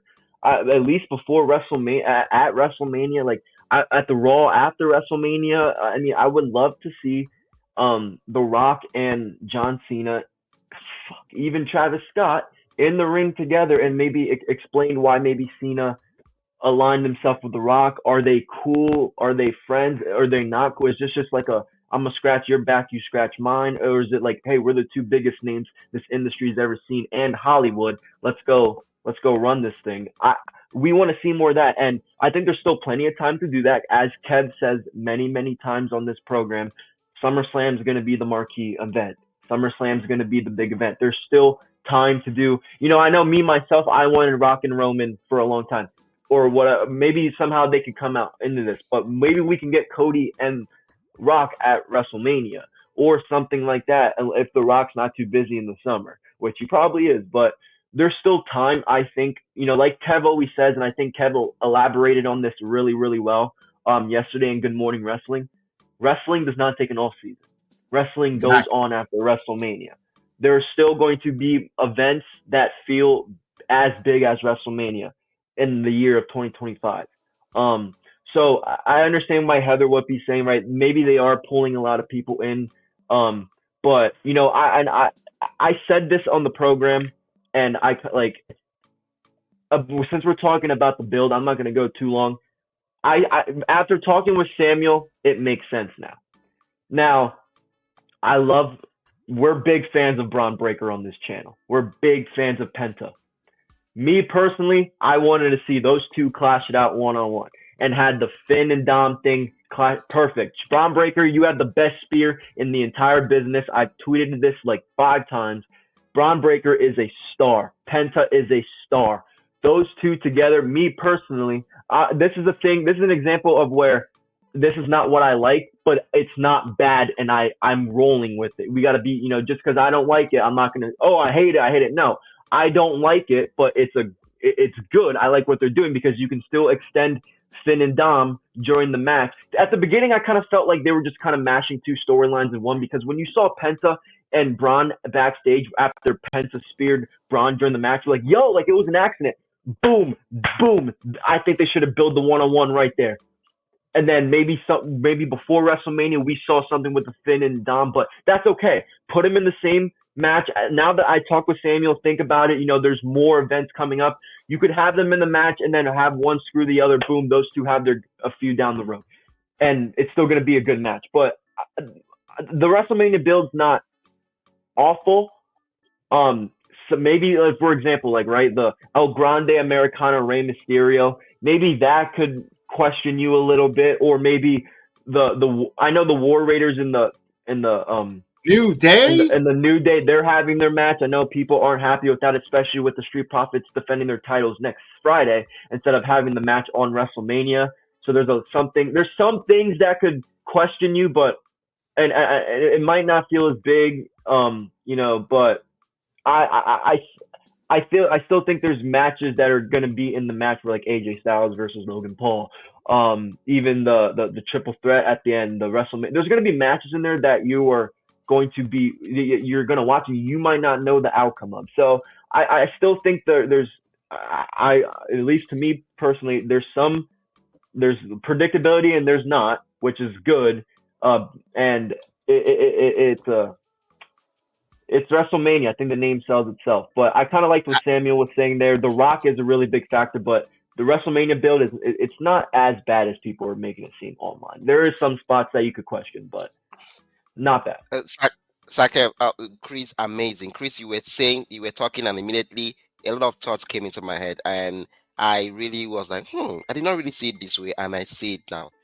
This is it for me. What I feel this WrestleMania is that when Triple H realized that, The Rock is not going to be a part of this WrestleMania the way he would want him and the way the people, meaning we, would want him to be, he went in there, called all the boys, and said, boys, you all complain how we don't put you on TV, we don't put you on the main cards, we don't put you on pay-per-view. Now is your time. Every story is about to take priority. Go out there and show me why you should be on that card. I tied back to his comment he made on the Elevation Chamber press conference, where those media scrum, where they asked him, like, have we locked in main events yet? Are they winners going to be? He said any match that feels that they should main event is the match that will go into the main event. And for me, I'll be like, why is Jay Gunther not main eventing? The story is sweet. He won a Royal Rumble. His name says he's main event Jey Uso, right? Why is not main eventing? But nothing bigger right now than Punk, Rollins, and Roman. So it's just a whole lot of craziness that is going on here. I believe Triple H went with the mindset that, okay, if I'm not going to give them the Vince McMahon bigger than life, larger than life, the spectacle, I'm going to give them an NXT takeover. So this WrestleMania season, the 2 nights of WrestleMania is purely NXT takeover. I believe those children, everybody will go out there, and I believe for sure he has lit the fire under them. You be like, you go out there, every match that you feel is going to suck, if it suck, is on them. But I believe this is an opportunity. Where in WrestleMania will you see Dominic Mysterio being featured on a championship match? Where will you see Jade make a one-on-one match? Naomi making a WrestleMania card. The New Day, War Raiders, what the fuck are they doing on WrestleMania card? And the Street Profits are out there. You can see people that we would not even believe that they should be making WrestleMania card. They are making WrestleMania card because an opportunity has opened up, a window has opened up. I feel as if I'm in an NXT takeover season more than WrestleMania. It's just that it's NXT takeover with a higher budget. That's what we are getting this year. And if any match suck this year, it's all on the wrestlers. Everybody should criticize them and not the management, because the management has done everything possible. Talk about Charlotte and Tiffany. I mean, come on. They've given them the opportunity to go out there and kill it. Whatever they go out there and do is all on the wrestlers. So this is an opportunity for all fans to hold the wrestlers, the superstars accountable for what they need to do out there. Because everybody wants to see them win. Everybody wants to see them go out there and kill it. To this WrestleMania I believe it's more than spectacle and entertainment. This is a wrestling. I feel as if it's a Tony Khan produced Tony Khan card, because you are seeing match after match. Everything means something's going to happen. Like you feel that, oh, it's a target on their back. So I feel this is more like an NXT takeover with a bigger budget, because the biggest star, the biggest piece for this year could not make it. So this WrestleMania feels that way because people are like, it's mainly because of The Rock. Anybody that comes out there and say, oh, I feel because of this other match, it's a lie. Everybody knows that because of The Rock is not having a match with Cody or Roman. That's why we feel as if The Rock was a huge piece on this card, you would not hear anybody complain this well. This complaint is just basically because The Rock is not part of it in a match. That's why it feels as if it's lackluster. That's why it feels as if it's. But to me, this is like the fairest WrestleMania season ever, because everything just feels so. I mean, look at how. Imagine if The Rock showed up on the show and we were in Europe. All the craziness. I believe even the decision to take WrestleMania on the road is because they knew for sure. Imagine all the shows they did with The Rock not being on the show with only John Cena. It will feel so bad because the US fans will sit on their hands. Okay, when is The Rock showing up? Imagine 3 hours of SmackDown without the European fans. We would be killing ourselves over like what the. But it's crazy. They had the mindset to be okay, The Rock is not going to be a part of it. It's going to be this is the longest time we've had since Royal Rumble. Rumble was in February, but it still feels so long. 10 weeks of build is long with no bigger stars. So I just believe they had to do what they had to do and take this show on the road. And WrestleMania, they need to just the wrestlers need to just prove us wrong. I'm like, okay, you thought we could not do it. Here we are. Let's take it home. I lackluster. I can't argue with you, but is it going to be better? It has to. I can't say that for sure. It depends on the wrestlers and what they do on the shows, because the management has given them the platform. Go out there and kill it. This is a test for all of them. You know what? You said it right. I like what you said there. I'm gonna piggyback on that because because the card is out. I put the wrong one out there. Sorry guys, I put the wrong one. It had Jordan Grace on that night one. I don't know why. I had it saved. I think was this your fantasy booking on display? That was my fantasy booking. I'm just kidding. Yeah, because of the friendship with Naomi and Jordan Grace, I thought they were going to enter the tag team gauntlet. I would like to see that in the future. I'd like to see That's why I went with that fantasy booking there. So I apologize on that. But I like what you said is on the performers. It's on the performers, big time, because they're putting them in this position there. And then with these, they're saying, this is the card for night one. When they say about all these multi-man matches, when it comes to the Intercontinental title, and again, I'm going to say this, I'm a little biased. I'm a huge Braun Breaker fan, Mark, whatever you want to call it, Braun Breaker lover, whatever the hell you want. I believe in the kid. I believe in Brunson Rothsteiner. A big fan of him and his family. But every competitor in that match has a storyline that intertwines with one another, and wrestling doesn't take an off season. Like Chris said, they have to continue. The show goes on. They have to bring storylines coming out of WrestleMania and ending storylines at WrestleMania. Of course, Braun Breaker's been the Intercontinental Champion who's been defending it against everyone from Kaiser to Sheamus to, who's next, kind of like a Goldberg type of pun. Who's next to take on so he could knock off. Penta teamed up. He speared Penta. Penta wanted what? Penta came into the company House of Fire. He wants an Intercontinental title match to Braun in his face. He goes, I'm taking on all comers. But they forced Dominic Mysterio trying to get an Intercontinental title match for Finn. But Liv Morgan, the Jezebel that she is, telling, why don't you go get it, Dirty Dom? And now that's a story where now, and you see Finn and Dominic going at it, not butting heads, but there's a woman now involved where she's trying to egg on Dominic to be an Intercontinental Champion. Why don't you do that? Now they all interjected into this match because now you could have a spot where Dominic turns babyface or Finn gets us, screw this, I'm going to turn on Dominic. And then now you have something from Monday Night Raw. Or with Penta taking the Intercontinental title, now you have Braun Breaker either chasing back his title or moving up to the World Heavyweight title. That story could conclude. That something else could go on. Just because you're not a fan of it at the moment, let it play out because there's story to build with it. They're going to come out with either the story doesn't make sense at the moment, but at the end of the night, you're going to see a path, a path they're going to take with each of the individuals in this match. Let's go right to one where everyone's taking a lot of dislike. Jade Cargill and Naomi. Jade Cargill was this big woman that you brought over to this company to almost going to be now 2 years. You have to showcase her at WrestleMania. You're going to have 2 years and no WrestleMania match for Jade Cargill. And of course, you brought Naomi back where she walked out of the company to reinvent herself and saying that she was frustrated the way creative, and you're not going to have her in WrestleMania. You have to put her in WrestleMania. You have to bring Marquis there. The build has been great with Naomi. Naomi should have been a heel months ago. And she should be, and I've gone to as far as said, and I'm gonna say it again. She should change her name to Naomi to Trinity. I'm Trinity. Naomi died. You're gonna proceed with caution because you're gonna when you know who nailed you, who destroyed you, it's Trinity, not Naomi. There's no glow in the destruction that I'm going to bring. Plain and simple. Plain and simple. That you got, and this is a legacy show. Those that are complaining on Rey Mysterio, he's a Hall of Famer. Everyone, all the social justice warriors with Chad Gable, oh, he doesn't get chances. Put him. If you don't put him on WrestleMania, there's the boo-hoo baby, the boo-boo face. Oh, Chad Gable, another WrestleMania, not there. He's such a great worker. He's the next Kurt Angle. He's in WrestleMania. He's getting his spot. LA Knight, one of the hottest act in wrestling right now, where everybody's chanting LA Knight. Yeah, he has to be in WrestleMania because you're asking people to spend Ubers of thousands of dollars. You have to put an LA Knight in there against one of the hottest up and rising act in Jacob Fatu for that title. It makes sense.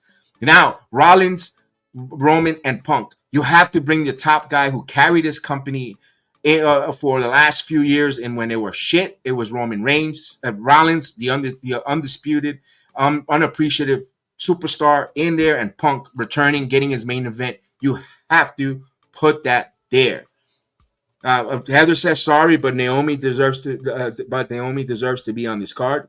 Yeah, because nobody has to put Jade over, even if it's not necessary. I agree with that. Yeah, they absolutely on that there. And of course, your women's champion, Tiffany Stratton and Charlotte Flair. I've said this time and time again.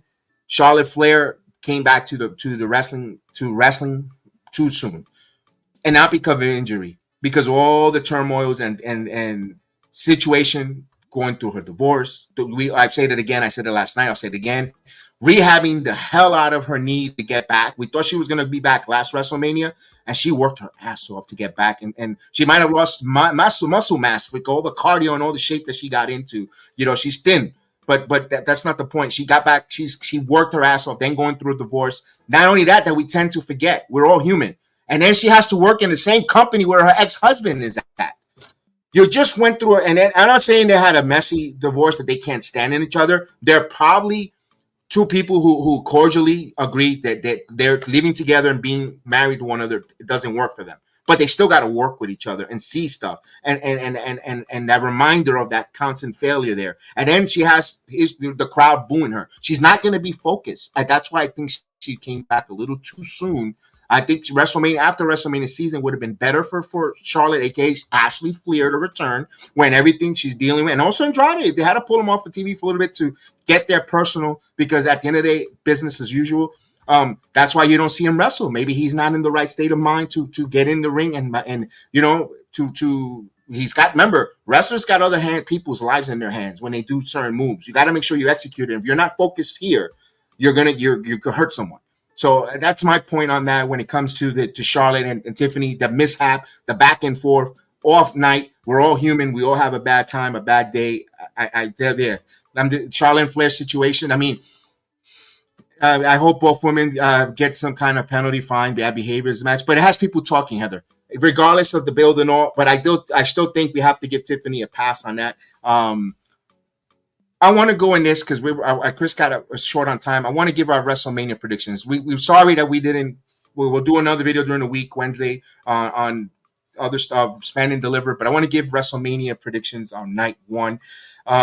If you had the pencil, Chris, who would you be? Of course, the main event we know is Rollins. Who's your opening contest? And who do you like? Okay. Well, again, I appreciate Kev, Samuel kind of, starting this early, doing their thing. I really appreciate it. If to start the match, well, what do I like? Matches that I like real quick. Yeah, we had enough of this train wreck during the Attitude. I wasn't alive during the Attitude Era, Heather, so I unfortunately can't say anything for that. But the matches I like, okay, Jade Cargill. Now, I want to re-elaborate because people took this the wrong way, what I said on Twitter. I think this is one of the best build-up matches in this card, night one. It's one of the better build-up matches because it's been playing out for a while. People really wanted to know what happened. And I thought what Jade did at the Elimination Chamber to Naomi was perfect. Boom. They have the best build of the night, in my opinion. I'm just hoping the match delivers. Like Samuel said, and Samuel, when we talked on the phone, he didn't really give that good point that he really just did, right? It's up to the wrestlers.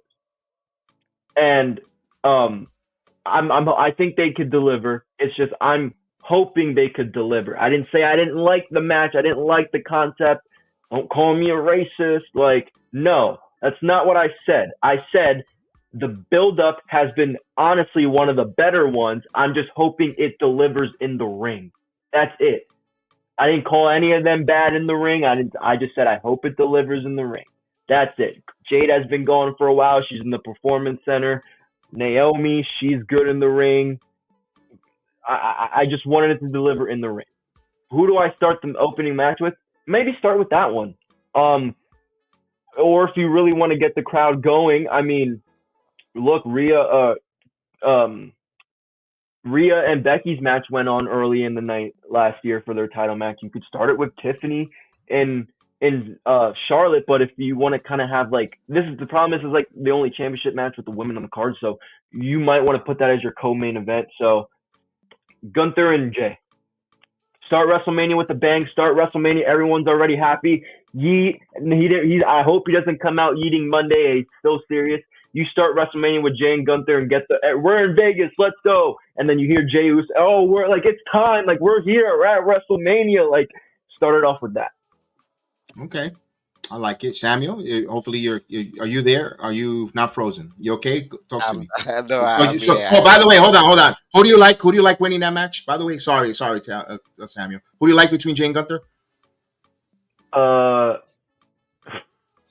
I want Gunther, but I think they're gonna give it to Jay. Okay. All right. Go ahead, Samuel. Apology. You know, I feel in as much as he loves to show off as being an executive and a professional and all of that. Why don't you stick it so well to the fans and kick off WrestleMania with the Hall of Famer Rey Mysterio and El Grande? Let's just have everybody go mad. What the fuck? Why would you do this? So I feel just have the lucha craziness all over the place, and that would be fun to kick off the show with this. And as of right now, Randy has not been given a match. So I would love WrestleMania to maybe start off, and I know Night One is already booked so well. It's as if the card is fixed. So it would be so great to just have like from nowhere after the kickoff of the show, you have Randy come out with a microphone. He's just getting pissed. He's angry. How can you WrestleMania with no Randy Orton? I mean, then you hit the music, and Lester Black comes out. The place will just go crazy. That stadium will be mad. So I just can't. I believe but working with the card, Rey Mysterio and El Grande Americano looks like a great match to start, and obviously Punk, Roman, and this is our main eventing. I would love to see Jay Gunther be the match before the main event. Let's give them the co-main event respect and all of that. And if we are not going with the Randy scenario because this night one is already booked out, start with Tiffany and Charlotte and let them go. And I just wish after whoever wins, one of my pipe dreams is, I don't know where Britt Baker is. I don't know if she's done with AEW. Imagine the winner of that match and the light goes out, music hits, and Britt Baker is out there. That place will go wild. I'm just piping my dream here like, oh, Britt Baker in the WWE, that's crazy. No, shut the fuck up. That would be crazy. All right. But yeah. She's staying where she belongs, Samuel. She is all elite. She is all elite. She's not on TV. I'm just kidding. I know she's gone. She's not going anywhere, but good fan. So who do you open? So Samuel, how do you open up the contest? I don't want to rush you, but Chris has to go. He has an appointment, so I want to make sure that he gets his thoughts in and Canuppins. And who do you like? Yeah, Who do you open the contest when? We Who do can you keep open up going the for rest? another hour. Yeah, but I want to make sure we get to that climax there because we got our thoughts and stuff. Okay. All right. Who do you start the Open card the with in WrestleMania WrestleMania? tonight. Yes. All right, let's make history. Let's make history. Let's kick off with Jade and Naomi. That is the biggest story. That's the most anticipated story. Let's make history. Two I black like it. women kicking off WrestleMania. Two single with no title, no, just hatred, just beef, and just pure and uncanny hate. Let's go. I believe and give them the most spectacular entrances any woman has ever done. Let's go. I believe that's the Ooh. best way to kick off if you're following this card.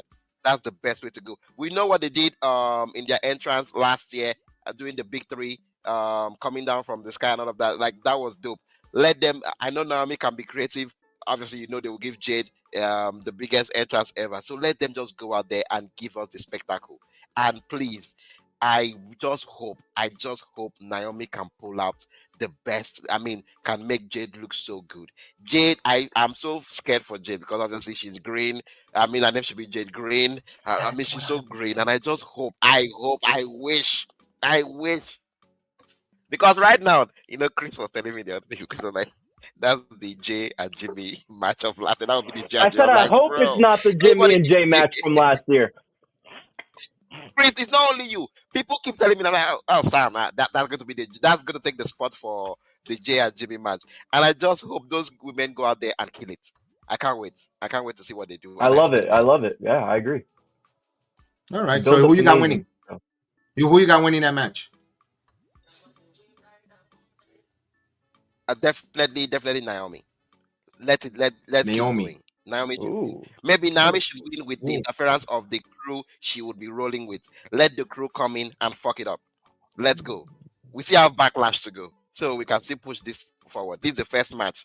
They need to take this trifecta. It should end up hell in a cell. Let's go. Let these women get this thing to let them get it. So I believe Naomi should win what with the interference of our new crew, if there's a crew in town. If there's a crew, let her win with the crew. Naomi should win this. Okay, I like your creativity and thoughts there. Me personally, this is a tough one. Opening contest of this WrestleMania. I know everyone wants to say Jay and Gunther. I like the Naomi and Jay Cargill because you want the crowd. You don't want the crowd to go too crazy, going bananas early, and then you want to keep that ride of emotion high. Regardless of that, I think I will go with Tiffany and Charlotte opening it up. The reason why, because of the build, and get that out of the way, because it could either be like Heather said, a colossal train wreck, or it could be a holy shit. And they set the tone for WrestleMania. Regardless if Charlotte wins, I think even if they boo it and like, oh my god, this is starting off terrible, or if Tiffany wins, oh yes, Charlotte, thank God Charlotte's gone. Either way, the reason why I will go with opening contest that way, and I will have Charlotte Flair win. Believe it or not, I love Tiffany Turner. I want Tiffany chasing and get it at SummerSlam. When she gets that title back from her, because again, SummerSlam to me is the bigger show because it's the first time they're going to do 2 nights in New York City, and they want to get that going in New York City personally. And I will have that's where Tiffany time wins, but I hope the fans don't turn on her or roll their eyes with Tiffany at SummerSlam. They're patient enough, but I won't have Charlotte win here and have that opening contest. This is one I was thinking because we know Roman Rollins and Punk is the main event. The co-main event before, I could go either two ways. Personally, I will have it Jay versus Gunther. Where if Jimmy and I still think Gunther's winning. I think Gunther's beating Jey Uso, but if Jay were to win, even regardless if people are upset, but always remember the last thing. And I know Punk and Rollins and Rollins is going to be banger, but people are going into that main event extremely happy. We're yeeting if he wins. But where Jay is going back yeeting and going back to the ramp, Roman Reigns comes out, and you have a stare down between Roman and Jay with the world title. You're throwing nuggets. You're throwing nuggets, and you're throwing Pico and episodic, like they say, it's cinema. You see Roman Reigns were about to hit, or even in the gorilla, they follow him back to, and then you see Roman look at him with the title and give him that up and down look. I'm coming for that, or teasing it. I know their match. I just have Jay say, Yes. Go ahead, Samuel. Imagine Yes, him Sam. looking at. Imagine him having that moment where the both of them look at themselves. Maybe Michael Cole or even James himself say, "Look at me now, Big Oos." That place will go. My people will be like, Yeah. "Oh wow!" Because I mean, you thought I was not going to amount to anything. I'm the world champion now. Who the fuck are you? My God, that would be beautiful. Like he would And just no, love to see and then he's with his enjoy it. brother because we know Jimmy's gonna come out to celebrate or come out in this match for support, and then both of them, and they look at Roman that got title, look at them like, that dissension, or before that. Because I think everybody's going to talk about this one. LA Knight versus Jacob Fatu. Jacob Fatu is your United States world champion, and he's walking towards the back, and he sees Roman. I did this for my family. I brought back title for our family, and you're planting that Roman. I would love it. You know what I Jacob mean? Fatu is my favorite. So. And he looks one of at him my and goes, favorites. and he looks at Roman up and down, and with the gold on his title, and he could say that. Yeah, I looked at the tribal chief. I bought gold for the family. Kind of like with words, looks around the words. My God, you remember WrestleMania doesn't have an off season. Wrestling, WWE doesn't have an off season. Wrestling in general, you have to continue to build storylines and more. You got to continue to build more storylines, more sprinkle more stuff, more interest you have to tune into Backlash. You have to turn into Monday Night Raw and so forth. Man, yeah. I mean. It's a good shout too. Yeah, you definitely you got to build that. You could go there. I like Jacob Fatu to win the United States title unless Solo Sikoa turns on Jacob Fatu and we get a babyface Jacob Fatu. I don't think nobody wants to see a babyface Fatu. I think we want to see continue him being that heel monster going forward. But that's one way I could see that. Who do you like, LA Knight, Jacob Fatu, Chris? He's one of the Jacob Fatu's. Oh yeah. Before Jacob Fatu when I loved him when he was in MLW. Like I've loved the Jacob Fatu for years, especially knowing where this guy comes from. So him as a babyface actually would not be a bad. Like not now. He's this dominant monster. You need him like that. But in the future, his babyface run would actually be really good, in my opinion, because he's one of those dudes that he could play the Jacob. He doesn't have to play a character as a babyface. I think his natural personality gets him over. If you go watch his Azilla Fatu, Umaga's son, he does vlogs. And before Jacob Fatu was in WWE, he was real let loose, obviously, because whatever. And we got to see his the real side of Jacob, and he's so nice. He's just chill. He's a real life gangster. He does not play that gimmick. If you know this, I think he would naturally get over with the crowd. If he were to go baby in the future, too early for that. I love him being this dominant monster, but I could see a Jacob Fatu babyface run in the future.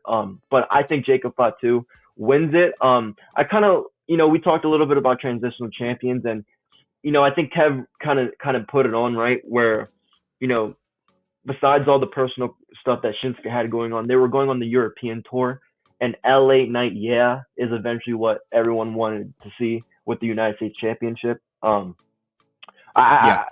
This could go either. I don't want to say it could go either way because I could feel I'm not a big LA Knight fan at all. But I love how over he is, all that, so I could kind of see why. Oh, okay, he lost, but at the same time, it's Jacob is just this dominant monster that will have a good run as a mid-card champion. The only way I see him not winning it is some shenanigans from Jake or Solo or anything like that. That is the only way I see him losing the match. But I think Jake. All right, I agree. And give me your thoughts, Jade and Naomi. Like I said, best build up of the match. I hope it delivers. I think I think Naomi should get the win, and I'm gonna agree with Samuel. I know a lot of people, Jade Cargill is her first WrestleMania, put her over, but to me, I think Naomi getting a win over Jade Cargill will do more for her. Here's why. Not more for her in the sense, she's been there for a while, but she's been there for a while and hasn't been in these big time situations. Now she's breaking out. I mean, her promo last night on SmackDown, her little vignette. They were great. I thought it was whoa, like you say, be Trinity. Like this is you, girl. This isn't Naomi. That was Trinity talking to us. So again, best build up of the match. I think Naomi getting the win would make her more dominant. Jade Cargill's is tall, dominant. I mean, Jade Cargill has what they call the it factor. When it comes to size, height, she's not bad in the ring at all. When I mean like great, I mean she's in the performance. She wasn't set up for. I don't want to say success, but good in-ring work out in AEW. I'll even admit that I watched all of her matches, and there was nobody there to push her to the level like there is in WWE now. And I think she's gonna have a good match, but I think she has that it factor, and people are like, yes, Jade, let's. I think beyond Naomi, I think that would really give her some credibility. I really do. Beating this new incoming star that everyone has high hopes for. She, whatever, and having Naomi to like, yeah, I did that. What's like, whoa, like we got to take you a little more serious now, including myself. So I would have Naomi go over, surprisingly. All right, I'll give you my thoughts. I love what you're saying there. I love all you mentioned there. You picked something there creatively. I will have Naomi beat Jade, but here's how I will do it. Where they've been teasing this, and we're seeing it, and they've been teasing, and they've been going back and forth, or cordially replying to one another a little bit. We haven't seen her. I have Nia Jax come out and cause Jade Cargill her match against Naomi, because now Naomi gets a victory, like you said. What's up? And she could get in there and align herself with Nia Jax, where Backlash is going to be Jade and Naomi, Jade and Nia. That's a story coming out of this WrestleMania, building for next Premium Live Event or Raw, for the one on there. Go ahead. Do you think Bianca also has a big part of this still? I was going to get to that.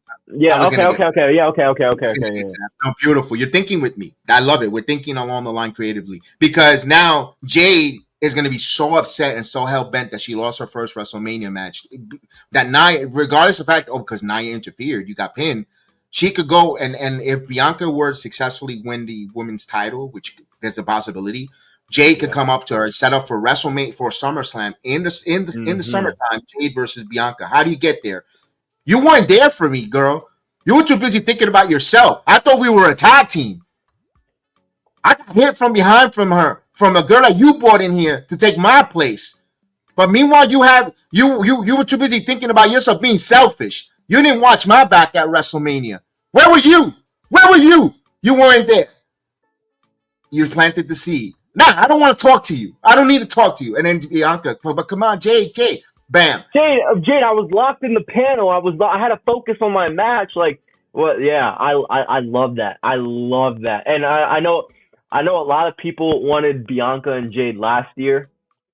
I even said this. I was in a space with a couple guys. Why aren't we getting Bianca and Jade?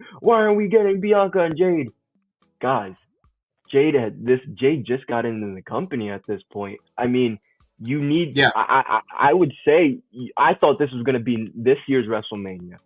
But I was like, look, like there's still like they can milk this out from like the three girls, like the three at the WrestleMania that match. They could have start right there, boom, and they did. And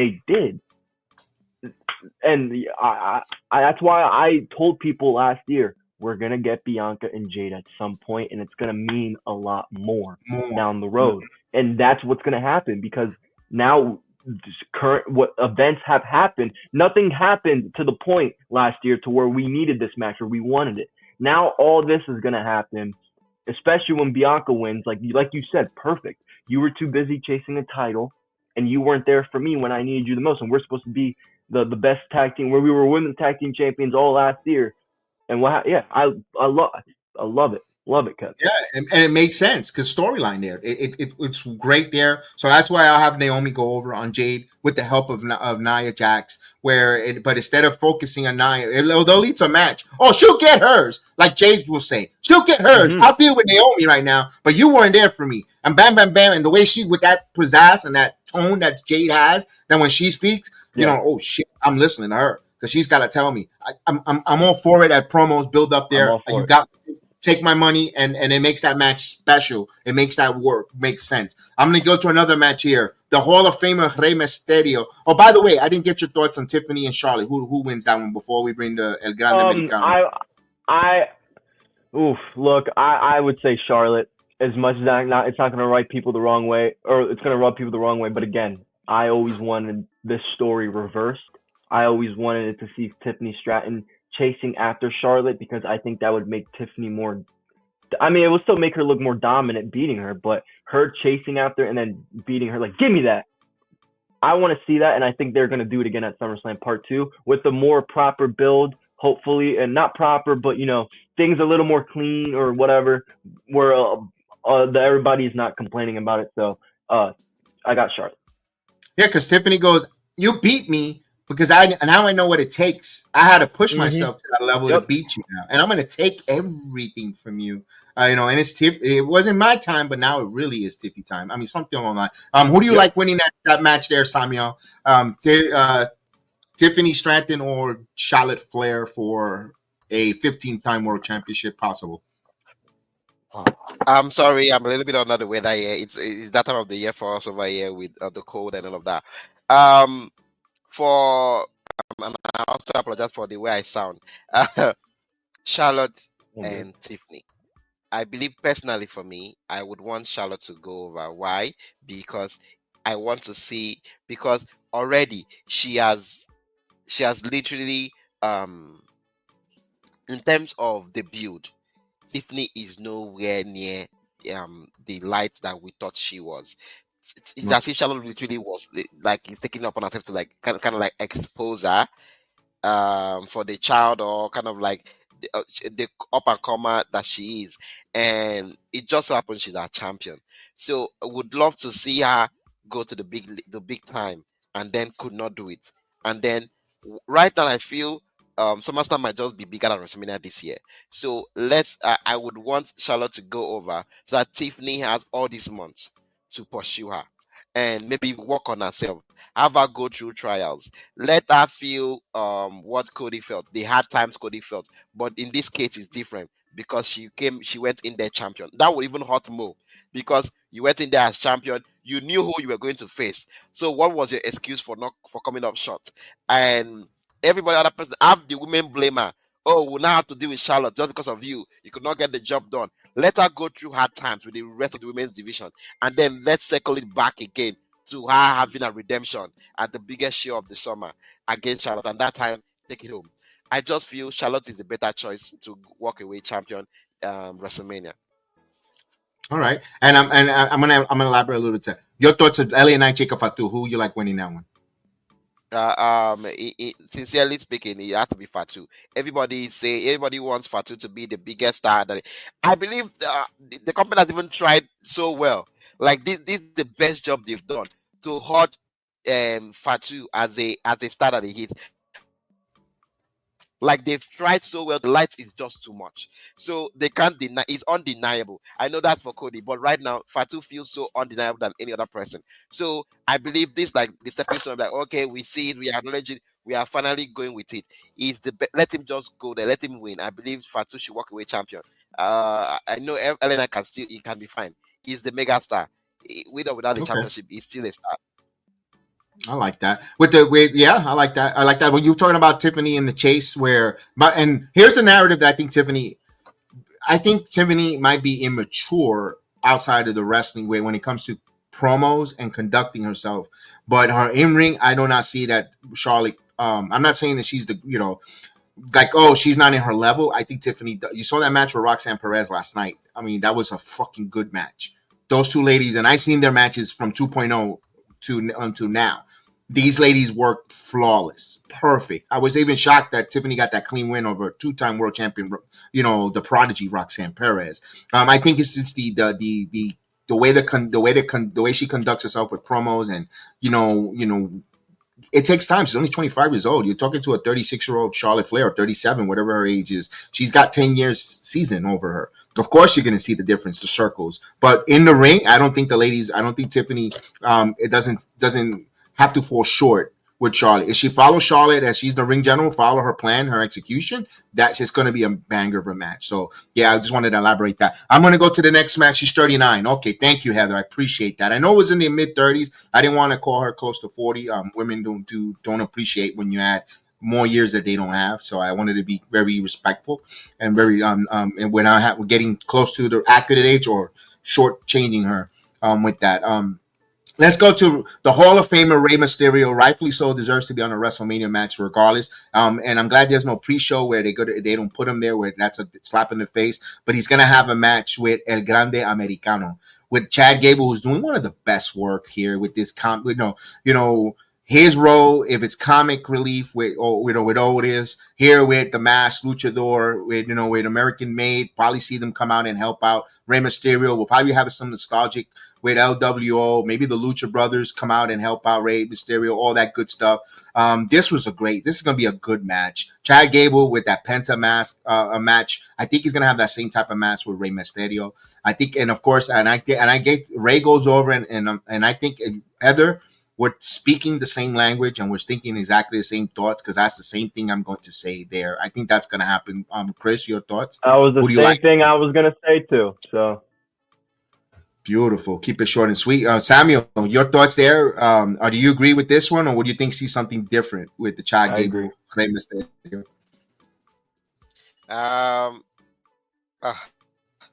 This one is very heavy for me because this just started for Chad Gable. Like this character just started, so I'm like on max the character now.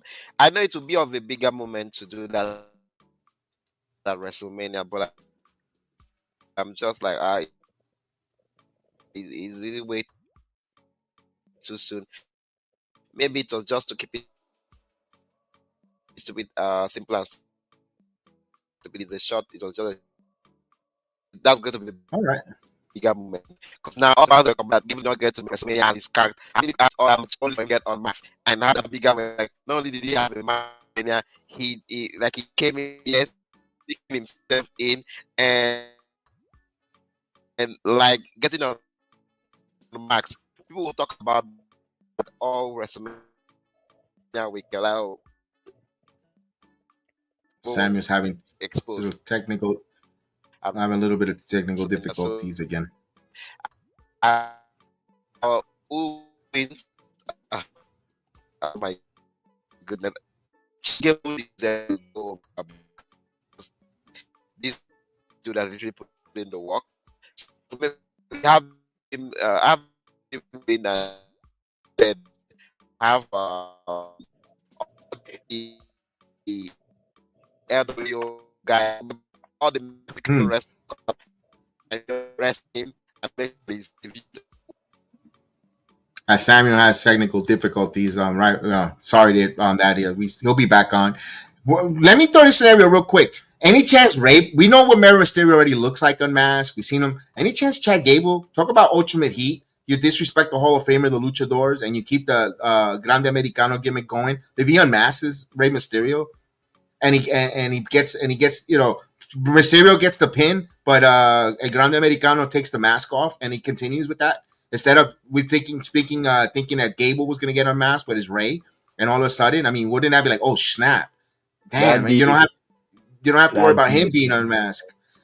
Yeah. That'd be something. Yeah, I don't see it happening. I definitely don't see Rey unmasking in 2025, but that would be hell. I said the same thing. Just for a moment, So he, even though he does this, or you'll see him for a moment momentarily.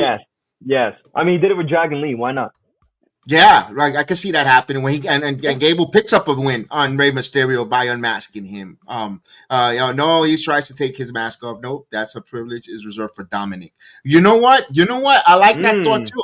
But Heather, beautiful thought on that one. Beautiful I like that thought too, Heather. I like just to throw that out there, and that's what I like about this conversation with the chat. And when everyone wants to learn, I love to hear that because it doesn't have to be always our thoughts, our points. We want to hear everyone. That's why it's called Let's Talk Wrestling. I want to hear everyone talking wrestling. We got over 600 on YouTube watching us, and all over X another couple hundreds and all that.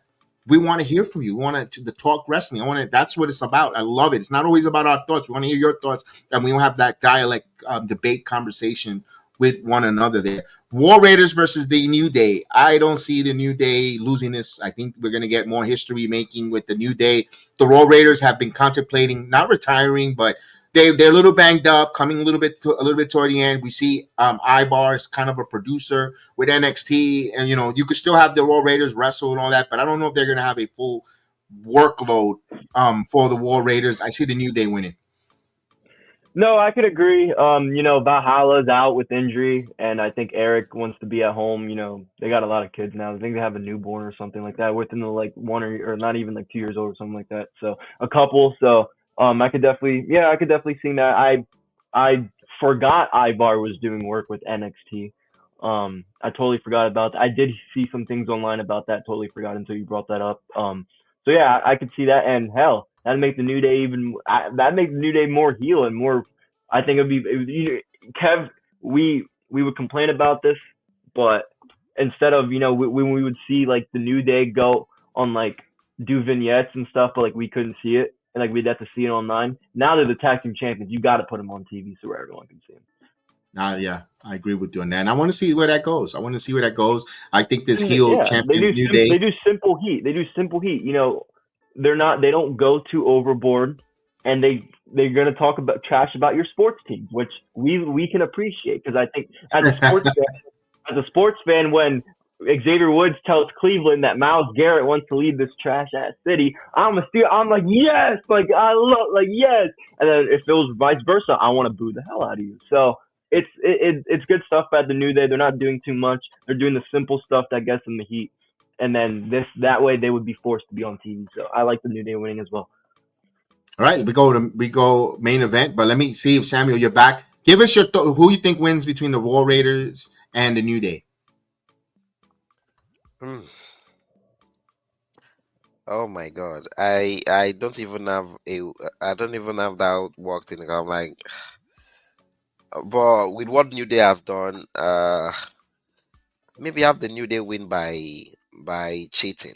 Let them cheat and win and get the win of and just have them win by cheating or something like that. Okay, so you got the New Day winning as well. So it's a clean sweep. And Heather makes a good one there. The Raw Raiders worked so hard to get their gimmick back working. Give them a couple of months as champions. I tend to agree with that. Well, like that, but I don't think it's going to happen due to the fact what I mentioned there. They said it they said it on Monday Night Raw about them, coming to long injuries, like it's winding down. And I was like, why is the commentating saying that? And I picked up on it, and then of course, Ibar worked. And by the way, I saw Ibar on the NXT house show. One of the most nicest freaking dude.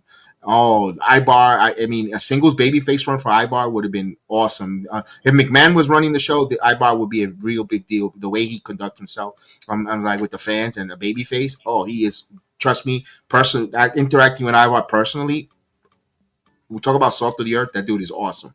Ibar is awesome. You guys, Terrence on that. He'll second that one. Awesome dude there. Here's all right. Main event time. The triple threat: Romans, Punk. Paul Heyman in the corner of I don't know who, but a Punk. Is his allegiance with Punk? Is an allegiance with Roman? Is he allegiance with Rollins? It's a Heyman on a stick match. Who do you like winning there? Who do you like winning there, Samuel? Because I'll go with you first. And yeah, go Samuel. Yep. Yeah, it's simple. Rollins gets to walk away champion and not I say champion, walk away as the winner and walk away with the wise man, and now he has Heyman in his pocket, because we know Heyman knows it when it comes to stealing talents, looking at something. I don't know who I explained this to. I don't know if it was on the Good Morning Wrestling show, cheap plug. I explained this on. I'm like with Roman and Paul. You see the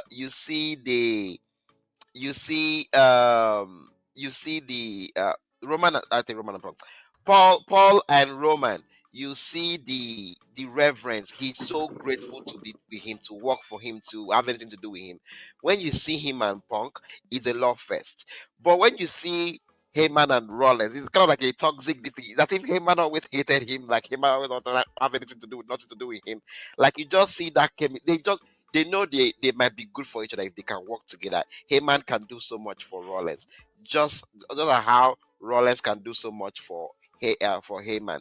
And the thing is, you might not just understand how the relationship will work, but it's just so intriguing to see Paul Heyman and Rollins. Wow. So it would just be so crazy. And for as me as a human being, I'm like, Roman is fighting over you, Punk is fighting over you. Don't even go with any of them. So that, because obviously if you go with each one, it's problem. So go with the odd one out. Who is the odd one out here? Rollins. It would be so shocking to see him walk away, help Rollins, and walk away with Rollins. That would be crazy. And I can just see Roman just literally like, this is why I never trusted any of you, because Roman has been so backstabbed in his career so much that I just feel for him. He's about to go through another one again. He will be so traumatized after all is said and done. So yeah, I see Rollins walking away with, and he deserves it. Like, I was thinking about it today. I'm like, who was the MVP, the secret MVP last year? I mean, he took all the brunt for Cody, all the insults, looking so small, and he took all of that for Cody. Became a shield for him, all pun intended. And not to even think of, he also put over McIntyre the next day. He did that. He still was in the main event. He took everything. He went home, healed up, came back, and has been putting guys over all through the year, all throughout the year. And this is like the first time this is like a first main event that is going in, like, with his own story. But as always, he feels like a third wheel. If you add Paul Heyman here, he feels like a fourth wheel, because this story feels more like a Paul Heyman story. A Paul Heyman, Punk, Reigns, and then you have Rollins. So it's like, why give it to all these guys? Let Rollins finally take his flowers as one of the biggest MVP for this company, especially for this administration. Let him win his first main event and come out of it victorious and walk away with Paul Heyman. That would be so shocking. So this will be a wrestling heavy night at WrestleMania, the way I'm looking at the card. All right. It's because one thing is certain: Roman isn't winning. It's Seth or Punk. Your thoughts, Chris? Who do you like winning the So triple I'm threat very of night one? happy. I'm very happy Samuel went first, because I have two. Seth Rollins. That's fine. Everything Samuel said for Seth Rollins, I don't have to say, because I agree 100%. I also think Seth Rollins in the long term would make sense. For me, I would love to see CM Punk, because this is, Punk has said it in his promos. If you know the history,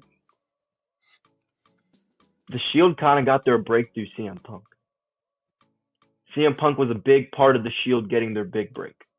And how cool would it be for CM Punk to, dominate the Shield, go back a little bit of history, after a decade of leaving, him finally getting his WrestleMania moment, his main event. As a hardcore CM Punk fan, that's what I want to happen. Just the story of overcoming the Shield. I mean, he did it in AEW with Moxley. Now he has a chance to do it in WWE with Rollins and Punk. So me personally, like history, I would love to see that. But I do think Seth Rollins in the long run makes the most sense. Because I agree with Samuel, right? It does kind of feel like a Paul Heyman story with Punk and Rollins, or Punk and Roman kind of fighting for Punk, and then Rollins is at the end like, I told you, and I told you, I told you, I told you. And if we know from Seth Rollins, Seth Rollins' feud with Brock Lesnar going into Mania 35 in MetLife, there is history with Rollins and Punk. This isn't the first time, or Rollins and Heyman. This isn't the first time Rollins has got up by Paul Heyman and said, look, this is not the first time. So, we've seen Paul Heyman guys with Seth, or with Roman and Punk. Could we see it with Seth? That's the only question that I have. That's why I won't fully align myself with Seth winning, is because I don't know if he needs Paul Heyman about it, but it would make him look more like, haha, I took your guy and I took your guy. So I could see it down the road also where Seth, him finally standing tall to Roman. that was the thing I wanted to talk about a little bit too, because um, Seth and Roman, it's always been like little. Roman's always treated Seth like little brother. When, in my opinion, I think Seth has always been the breakout guy. And I think a win at WrestleMania for Seth would kind of solidify him for that. So it is a really weird. I agree with Heather. It is a beloved love triangle. Me personally, I would love Punk to win because of the reasons I mentioned. He's one of the reasons why the Shield got started. Him over, I've ended you guys and I started you guys. But I agree with Samuel also with Seth. Poor Roman, because I don't really have a case for him winning, unfortunately. But that's kind of where I'm at between Punk and Rollins, and those are my reasons why I'm with the both of them. All right, I like it. I love it. Here's my thoughts on this triple threat: Roman Reigns, CM Punk, Seth Rollins. We're witnessing right now the beginning of Roman Reigns' hard times. How do you figure? When did I say, before this triple threat match, Jey Uso possibly becoming your world heavyweight champion, having gold around for the Ananoli family, for the bloodline. You might even have Jacob Fatu with the United States title. 2 members with titles. Plus, he's walking out without his wise man. Roman is left on an island of relevancy alone, by himself with no one. No one around him, no one near him. The Rock is endorsed John Cena as his champion, not his cousin. Roman Reigns is going through his own hard times as we're seeing it being lifted or played out in front of us in real time. I think Roman is the first one out, followed by Punk, Rollins, then Punk, because Punk and Heyman is going to be that cinematic, and seeing Roman's reaction, seeing the wise man coming out with Punk is what is going to be the money shot, literally, where you're going to see Roman's disbelief and all that emotion in his face, seeing his family with gold and all that stuff, and then he and his wise man not being there. I still think Seth Rollins wins this match, not to go on a long-winded explanation. Seth wins, but it's not with him walking away with the wise man. I think the wise man said, "Here, I'm done. Taking himself out. I don't think he's going to align himself with Rollins going forward. I still think he's gonna not prevent, but become a distraction for enough for Rollins to win. Favor's done. And remember what Rollins said. He wants to help Paul get out of the way of this match, not emotionally invested in all that. I still think Rollins wins, because I think it's going to set up for Rollins, whoever wins in the Undisputed World Championship night 2. It could be Rollins. If he wins against Cody Rhodes part 4, that could go off and running. Or even if it's a John Cena Rollins, because John Cena has to defend that title and not lose it if he becomes their 17 world time champion. And you have history with The Rock and Seth calling him a walking clown emoji. They could always bring that back into storyline and build it for Rollins and John Cena if they were to go for Backlash and all that stuff. So those things are out there on that. We're going to go now to night 2 real quick. I know we're going to rapid fire because you got to get rolling. But before we get going to night 2, I have a quick message.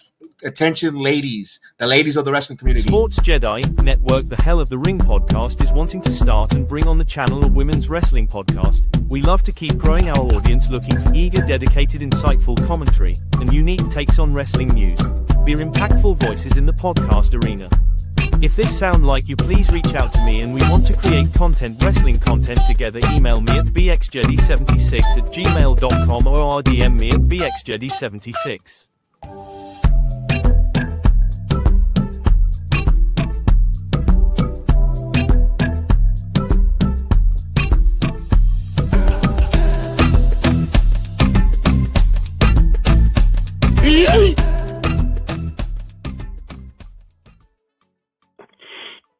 Indeed. So we're looking out for the talented ladies out there in the wrestling community. We want to here on the Heal the Ring on the YouTube channel, where, by the way, 45 subscribers away, I believe, for 20,000 subscribers. So if you haven't subscribed to our channel, please do help us continue to grow. Not only we do wrestling, MMA, UFC tonight on the playback. We'll tell you a little bit about that at the end of the show as well as all the wrestling, baseball, football, hockey, basketball. The Knicks going to finish their season. So we want to produce, myself, the thumbnails on our platform for ladies to come on here, round table, instead of us gentlemen.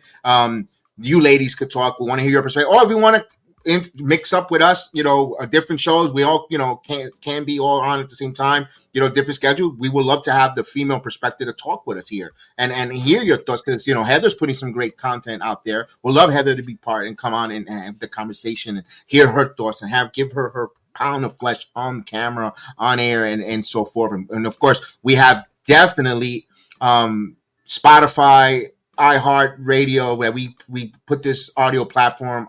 We changed it to the audio platform as well, and we continue to have more shows. The Good Morning Wrestling, the Samuel Lyon show that's coming up. We're gonna tell back at the end of the show as well, and all that good stuff. So we got a lot of good stuff on the Sports Jedi Network. It's not just myself; it's a team. It's a community of just us from all over the world, and I want to continue to grow it, be an impact, all across the social media, podcasting, digital platform everywhere. So I love it there. So let's go. Thank you so much there. I appreciate you there. Let's go night number 2. Oh, that's right. I got to put my WrestleMania prediction out too. Hey, you're more than welcome to put it on our platform, Heather, if you want. Definitely Heather's Corner, or or the right stuff. Whatever you like to. I even gave you some names there. If you could use it on your platform, you could do it on this platform. Let's go. Well, again, willing to make some thumbnails, some stuff, and all that good stuff. Willing to do it. I'm ready to go. I'm ready. Just tag me in. Give me the hot tag. I'm ready to go for that hot tag. Okay, let's go to night number 2. Night number 2. We're going to go a little rapid fire because Chris got to go a little quick here. We know the main event, John Cena and Cody Rhodes. What do you open the card with? I'll go with Samuel quickly. Who do you open the card with to start off night number 2 WrestleMania?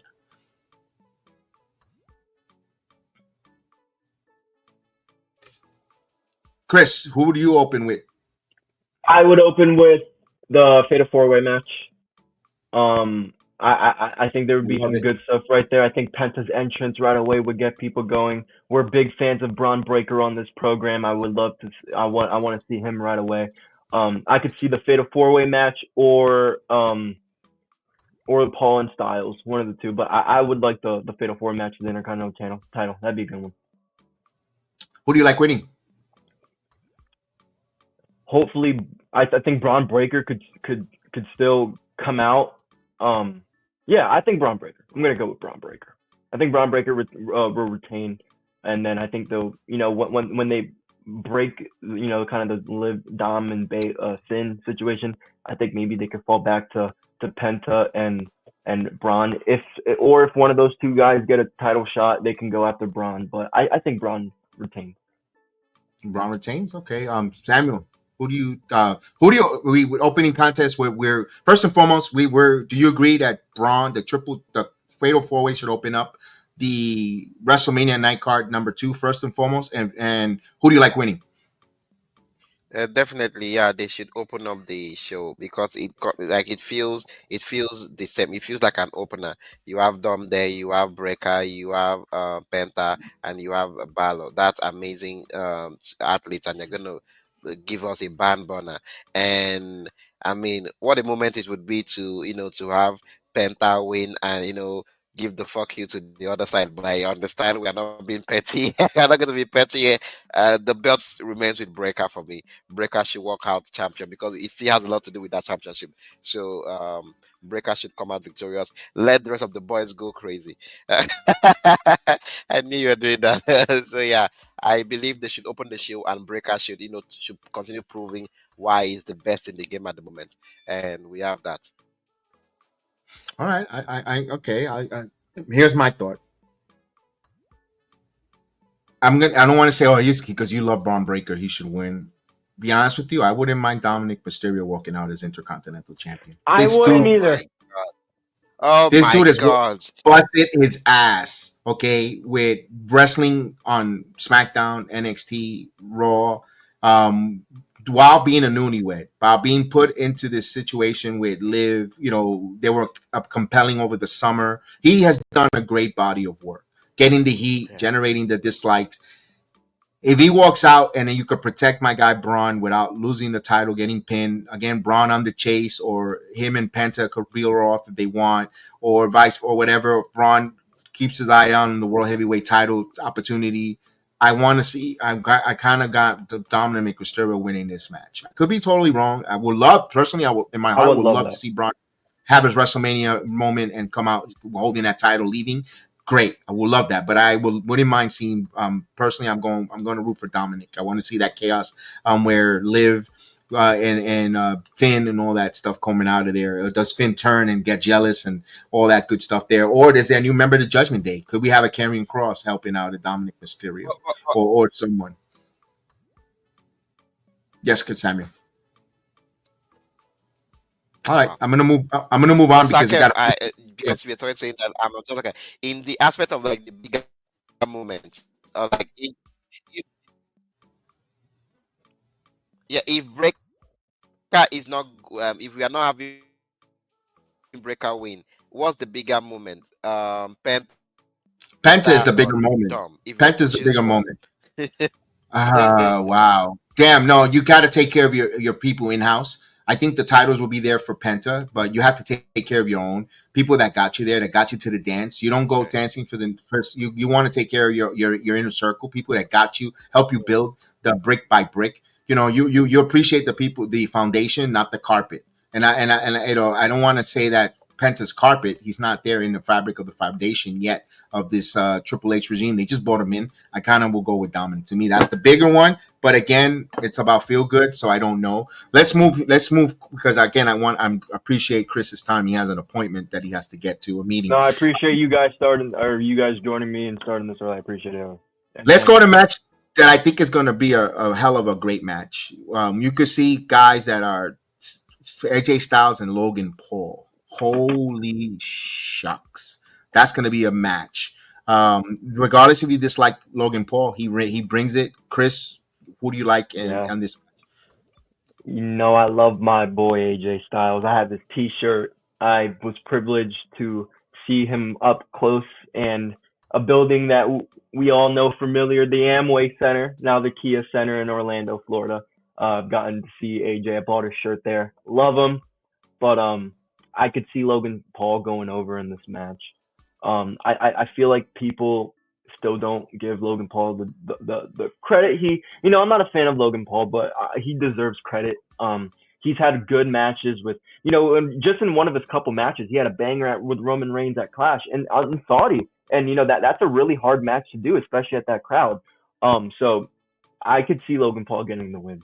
I would not be surprised. It's going to be a good match, but I love AJ, my boy, but I could see Logan Paul getting the win. Especially if we see AJ Styles come out at Unbreakable this Thursday, he's going to have his great moment, like holy shit moment, and they're going to talk about it on WrestleMania. Came out at Unbreakable to introduce this inaugural TNA International. Oh my God, I didn't even think about that. They're going to be in. That's why you have me, brother. That is why I have you. You're not wrong. And I think that's where Logan Paul wins because AJ Styles is going to get a lot of compliment and flowers. Your thoughts, and I think Logan wins. But your thoughts, Samuel, rapid fire on that. Who do you like, and give me your thoughts real quick.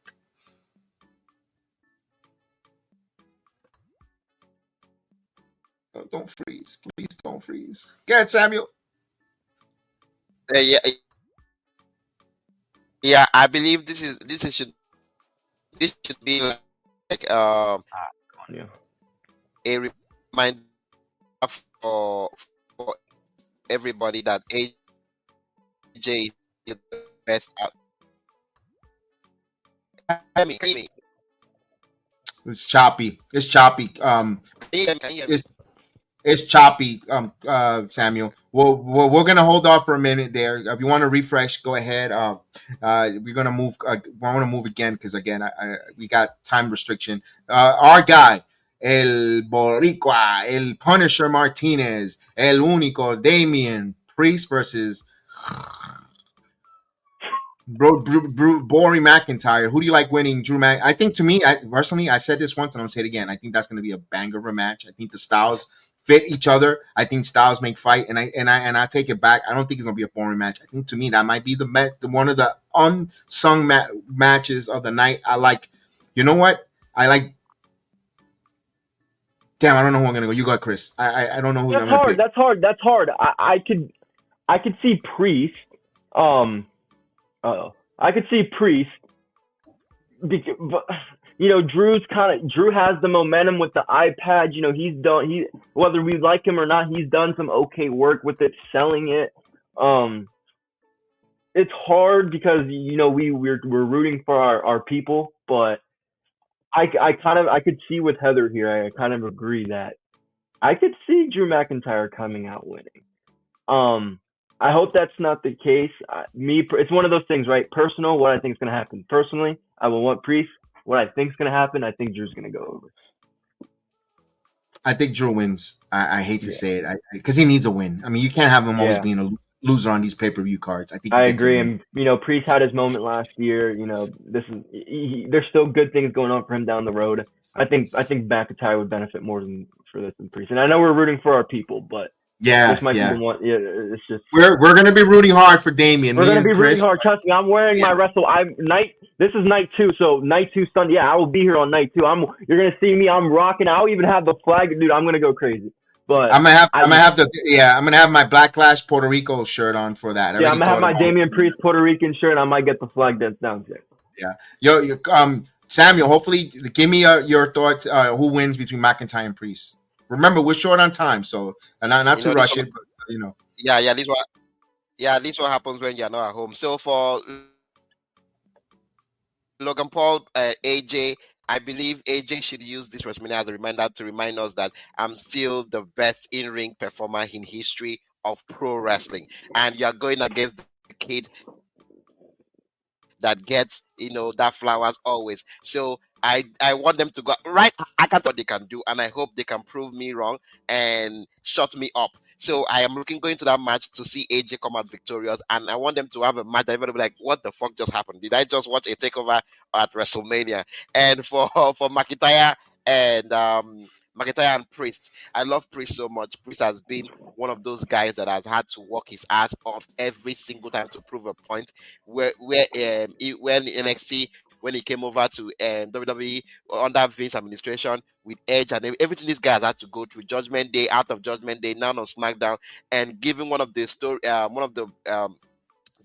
nobody gives. Everybody says, why is McIntyre relegated to Priest? So Priest, just like I said, for the rest of the remaining of the wrestlers, Priest has to go out there and prove, and I know for sure Drew McIntyre wants to prove a point. So Priest has a target on his back to also prove that he himself belongs as one of the biggest stars in this company. And I believe this is going to be Drew's night, and it's also going to be Damian's night. So Drew will go over, but Damian Priest is getting over at WrestleMania. All right, I like it. We'll move on here.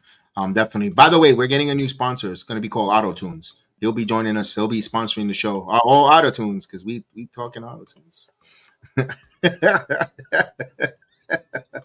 I just have to throw that zinger. Don't mind me. I'm a little bit of a goofball. Here you go. AJ needs to wipe the mat with Logan Paul. I can't stand the kid, and the fact that he has a new reality series, even worse. AJ may be 47, but he could go circles around Logan Paul. Absolutely. But it's about big business. It's about making money, pal. And I don't know if AJ. I think AJ is going to be that liaison between TNA and WWE with just by the names. We'll see on that there. Let's go to another match here. The tag team. We were revealed last night with the gauntlet. A hell of a great gauntlet. I didn't want to leave that without honorable mention with the women on SmackDown. That was to me fun, awesome. It made sense. Loved it. I know the Bayley and Lyra. I know it doesn't kind of make sense when you had Naomi, Nia Jax, and Candice LeRae kind of teaming up, but we'll leave that because we're running out of time. The Morgan and Rodriguez taking on Bayley and Lyra. Who do you get winning, Chris? I got Liv Morgan and Raquel retaining, with Bayley and Lyra doing some shenanigans to where they go for the Bayley and Lyra. One of them's heel. Hopefully Lyra. I think Lyra could use the heel kind of transformation, and I think they could have a match at Backlash or whatever's moving forward. Simple. Beautiful. I'm gonna 100% agree with you on that. I'm not even gonna add to that. That was perfectly done. Your thoughts, Mr. Samuel Lyon? Bailey, Lyron Bailey, simple because Bailey hasn't had a WrestleMania win forever. All right. So you think a new women's tag team champion? Okay, I can see that there. And of course, man, this match is so captivating that it took Samuel out for words. I mean, he's lost. He's out for words. He's lost. He puzzled him. It stopped him in his tracks. He's like frozen. My goodness, man, lost for words there. Let's go. What do we have left to review here? The third triple threat and the Cody. Triple threat: Io Sky, Io, Rhea Ripley, and Bianca Belair. I want Bianca just so she could take that title and have a story with Jay down the road or something. I don't, and I love Rhea. Rhea's my girl. I'm going Bianca in this. I want her to take that title again, like we talked about. That really opened my mind. That what we talked about earlier between Jade, what they could do with that opened up my mind to a completely different winner for this match. So for that reason, I think Bianca. I want Bianca. Who I think's gonna win though, I freaking hope it's not Rhea, but I could see Io maybe getting the win because we've seen over the couple weeks where it's like, you know, she's not getting the chance to talk to Rhea, and Bianca don't take her serious. You know, Rhea's kind of going like this. She finally said, I've had enough. She dropped her mic, and then she drop kicked the hell out of both of them. So I could see her maybe retaining just for that, but I would love Bianca to win. All right, here's the thing. I think Io wins, and I go, but how? But then you go, Jedi. How do you get to Bianca holding the title against Jade at WrestleMania or at SummerSlam or vice versa? How they get there easily? I don't know. Are they still doing? Are they doing Queen of the Ring this year? I haven't heard anything. I haven't heard it. The only thing, because usually they did. I don't know if they're gonna do it in the States or what, but the two shows they did it at Saudi the last couple of times, and the only Saudi shows I think are Crown Jewel and this only year, one. That's it. Only one. And then the Rumble next year. And the Rumble. But if they do the Queen of the Ring, you got Bianca win it, where she gets that title shot available. It you know, where you have Jade, but then that convolutes a little bit. I kind of would like to see Io Sky win. I kind of would like to see if Io doesn't win, and it's a triple threat, anything can happen. Where in that triple threat, where either Naomi wants to help Jade, Bianca, where I'm not saying because they're kind of teasing a little bit of a heel turn for, but then you don't get it's convoluted. I don't know how they're going to get there. My point is, anything in the realm of possibility could happen. Where's Asuka? Returning Asuka to surprise Io Sky is thinking they're going to be an ally, and she's happy because and all of a sudden, boom, Asuka is no longer in favor with Io, and Io's like she can't catch a break. You know, everyone turning on her. And you know, with damage control, what the hell happens? No, there aren't from what I heard. Okay, they're not doing it. I love Io to retain, but Bianca has this one. If Bianca wins this, great, because then it sets up for that SummerSlam moment in the summer. Jade, you could build for it where she's champion and Jade could get in her face and so forth. But you still have Nia as the obstacle. But again, personally, if I got to pick one to make it long story short, I think Io wins. I'm going to go with Io. I said it first out of my mouth. I'm going to stay with it. I think Bianca makes more of the business sense, but let's go with the triple threat champion. Cody Rhodes versus John Cena, legacy 17th opportunity for him.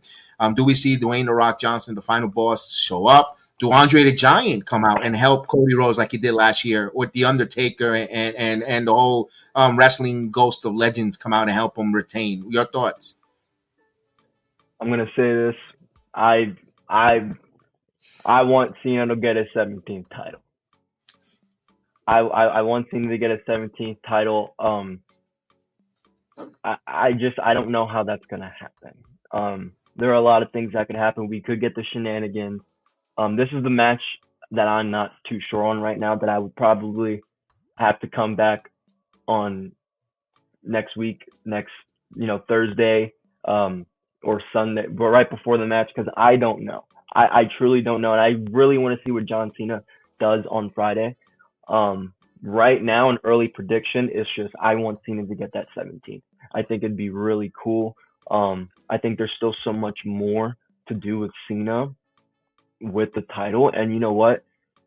Cody doesn't have to have a Roman Reigns long. He could lose it and then go back after it, no problem. That doesn't make him down. He's still the face of the company. He's not gonna lose fans overnight. He's not gonna any of that just by losing to Cena.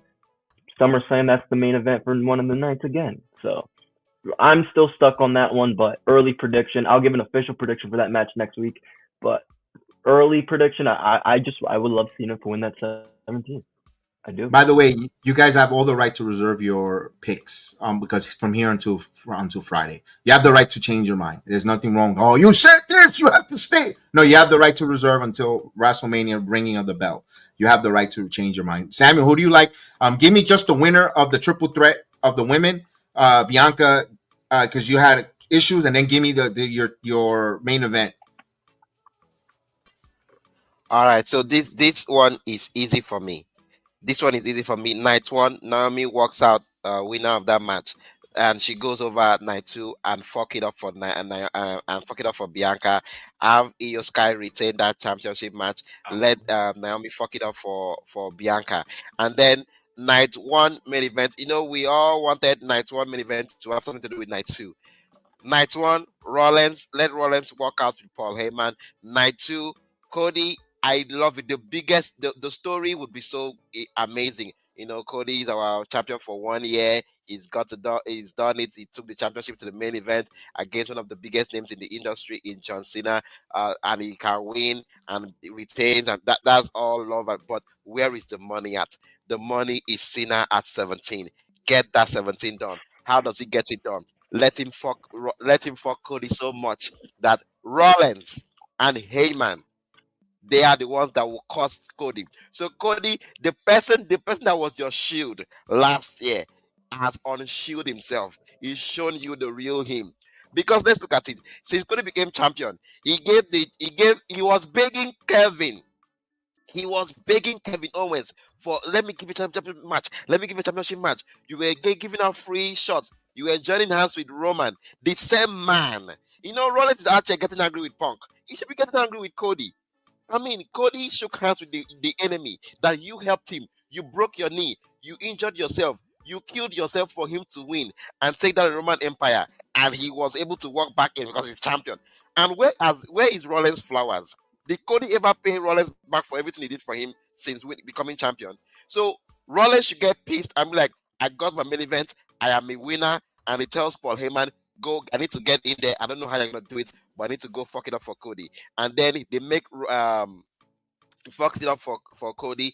Cena is 13 times champion. Rollins is now with The Rock. Rollins is with Paul Heyman, and Rollins fucks it up for Cody. And Cody has the biggest target on his back because he has The Rock to chase. He has Cena to chase. He now has Rollins to chase. He's dealing with Paul Heyman. I mean, hard times all over again. What should this man have? What the hell is going on with this man? This man will be, let him suffer. Let him suffer. So Cena, I like 17, that. Rollins fucks it up. I like that. I like that because it's a total swerve. I like that, Samuel. I like where you're coming from. Total swerve there. Yeah, I like that there because I think I have John Cena winning this match here. I think The Rock has something to do with this. With another member part of that group, we're like, oh damn, I didn't expect that. Could it be Rollins? No, because I think that Rollins and Cena, Rollins and Cody, if they win, I've said because he called them, or maybe Rollins does sell his soul to The Rock because he kept calling him talking code, walking, talking clown emoji. Where now he goes, you know what? Then make me relevant, make me no longer be a clown. I saw because Rollins did dab himself in movies with I believe it was in the Captain America last movie, although his scene got cut off, but he's done movies and stuff and says, I want to get in there. I don't want my movies cut. I don't know. I'm just spitballing. I can see that. I like what you were talking on that. I think Cena wins as well. And I think that's going to be great going forward. And also remember, you still got that cross promotion, Joe Henry and TNA World Champion, John Cena. He called them out.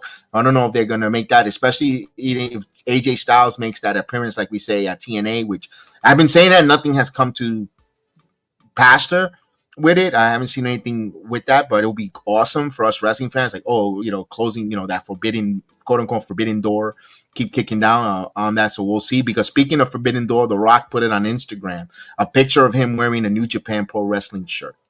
Is there something to see into that, or it's just a coincidence? Looking at a Rubik's Cube, is there a subliminal message, or it's just you just happen to have a T-shirt?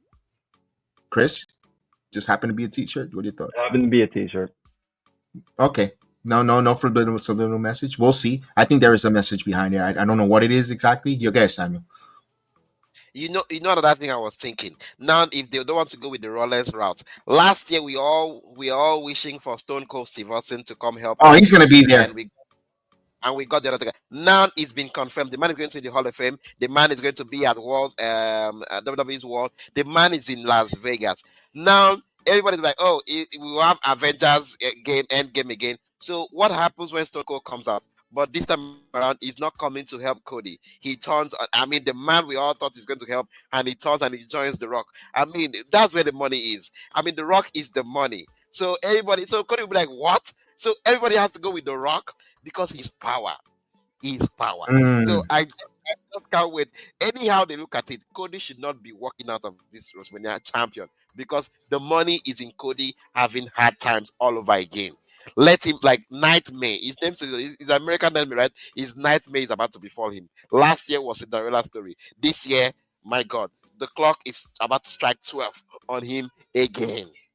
Oh, I like that. And Heather said New Japan doesn't have that kind of money. No, but The Rock does. The Rock with this TKO, if they buy New Japan, let's face it, New Japan is in the tank. It's been pillaged, poached of his top talent. They don't even have an Access TV deal. You don't really see them. The pay-per-views aren't nowhere. They're in the mud. No one really draw that interest. No one wants to see Tamaichi, coming out there, and all the different stuff. When Red Shoes is your top draw and he's a referee, where he has people talking, there's a problem with New Japan Pro Wrestling. Losing Ospreay, losing Jay White, Zack Sabre Jr. is the only one waving that flag in that company, and there's a few others, but recognizable name. And The Rock putting that message. TKO is out there. Endeavor is looking to buy everything, other thing, so they're like the Saudi company that bought all these different sports, live sport, live golf, live stuff. And I think TKO Endeavor is doing that right now, trying to bring everything under one umbrella. Wouldn't be surprised if New Japan is, they're dabbling to try to purchase New Japan or, because to have that, The Rock being a board member of the WWE putting on another wrestling company that's not, and that would have been different if it was an ECW, WCW, or even old time. Heck, his grandparents' wrestling promotion. That would, but New Japan is still around. There's a subliminal. When a Rubik's cube, you have to figure out the Rubik's cube, and he's looking at that. There's a subliminal message with that, guys. I don't know exactly, but it's a good talking point. But that's our WrestleMania prediction. Right to reserve. We have the right to reserve our picks until Friday night, before it gets going. We'll have that there. Heather says no. New Japan won't let themselves get bought out. They fought off the WWE buyouts for years, Japanese in general. But no longer is Inoki part of that. He's passed away. Different regime. It's the same thing right now with TKO and WWE. Vince the McMahons are no longer in creative and say TKO, if they want, they could sell this in a couple years to someone else that, to ESPN or Disney. And we're like, ugh, why? But we can't say nothing because their McMahons won't sell it. They could actually sell it to the cons. They're like, yeah, fuck this. I want out. Here, give me $25 billion. Yeah, here, take it. I already made double my investment, and they'll sell it to whoever has that money at that time of the year. So never say never. I've seen that. I never thought I'll see, Inoki hasn't been part of New Japan since 2020. Okay, thanks for clarifying that. I did not know because I don't follow that product there, but it is what it is on that with it. But I do want to say, Chris, before you get out, I want to let you know I gotta get going. Yes, thank you for joining us. Give us your final thoughts. I'll run this little bit of a promo, and then we'll. Go ahead. Final thoughts. Good week of wrestling. I'm excited for WrestleMania. I want to give a shout out to Samuel. I want to give a shout out to Kev for starting this stream early. And we have a crazy week next week for you guys. Again, I apologize. I'm kind of the reason why we're going on time or on a time frame here, but we got some good stuff coming for you guys. Tonight with the UFC and next week. So appreciate Samuel and Kev. Good week of wrestling. We had some good conversation. I can't wait to talk to you guys soon. I'll be there for Monday night, the Raw watch along. So I'm back. So I'll see you guys Monday night. Yeah, go take care of your business. But speaking of tonight, the same kid in there, my son Austin, I just saw him there. Let us know about that. We has a special watch along tonight, and here we go. Tonight, on the playback on Sports Jedi Network, totally at no cost. We have a big matchup coming up. UFC 314 Volkanovski vs. Lopez. Watch along with Sports Jedi Network live on the Playback TV app for free to view. The UFC is back in South Florida for UFC 314, takes place Saturday at Casilla Center in Miami. In the headliner, former featherweight champion Alexander Volkanovski, 26-5 record, 13-4 in the UFC, takes on Diego Lopez, 27-6 MMA fights, 6-1 in UFC, for the belt vacated when Ilia Topuria moved up to lightweight. In the co-feature, Michael Chandler, 23-9 record, 2-4 in UFC, takes on Paddy Pimblett, 22-3 MMA record, 6-0 in UFC, at lightweight. Plus, former Bellator all-time great and two-division champ Patricio Freire, 36-7 MMA RECORD, makes his UFC debut against Yair Rodriguez, 19-5 MMA record, 10-4 in the UFC. So grab your snacks and join us for a fun and engaging live stream experience. Don't be just a spectator, be a participant in the chat. Join US Live.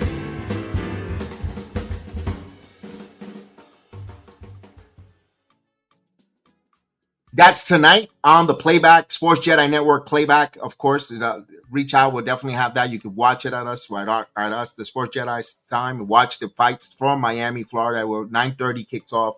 The card is at 10, but we'll do the prelims main event and set the table up. Of course, with my son Austin, myself. I believe Chef Dan will be in the chat as well as Chris. So if you are a UFC fan or you want to get into UFC fan, join the watch phone. Join us there. Let's watch MMA as well and start getting into that as well with us. Join us there, and because we continue to expand the watch along game, the reach on our platforms, and of course, don't forget Monday, Wednesdays, and Fridays, the Good Morning Wrestling Show with this guy here, Samuel Lyons. He's doing some good things in the morning before you wake up with your cup of coffee, talking about the world of wrestling. And Samuel Lyons have another adventure happening coming soon. We're having some recording with the folks out in Lagos, Nigeria, some artists, some pop culture, some music, some other stuff, interviews, and let's hear a little bit from it. Here's the introduction on what's coming up.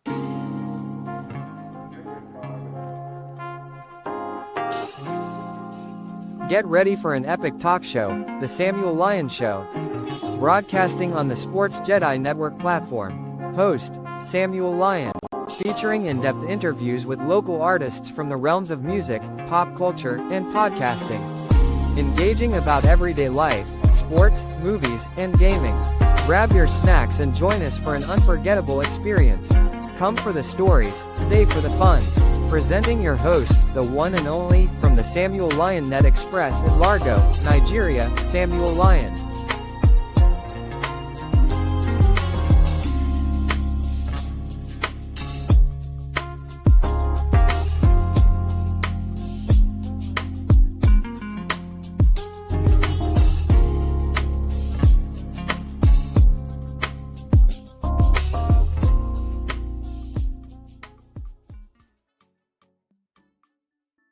Oh yeah, baby, come to me and let's talk.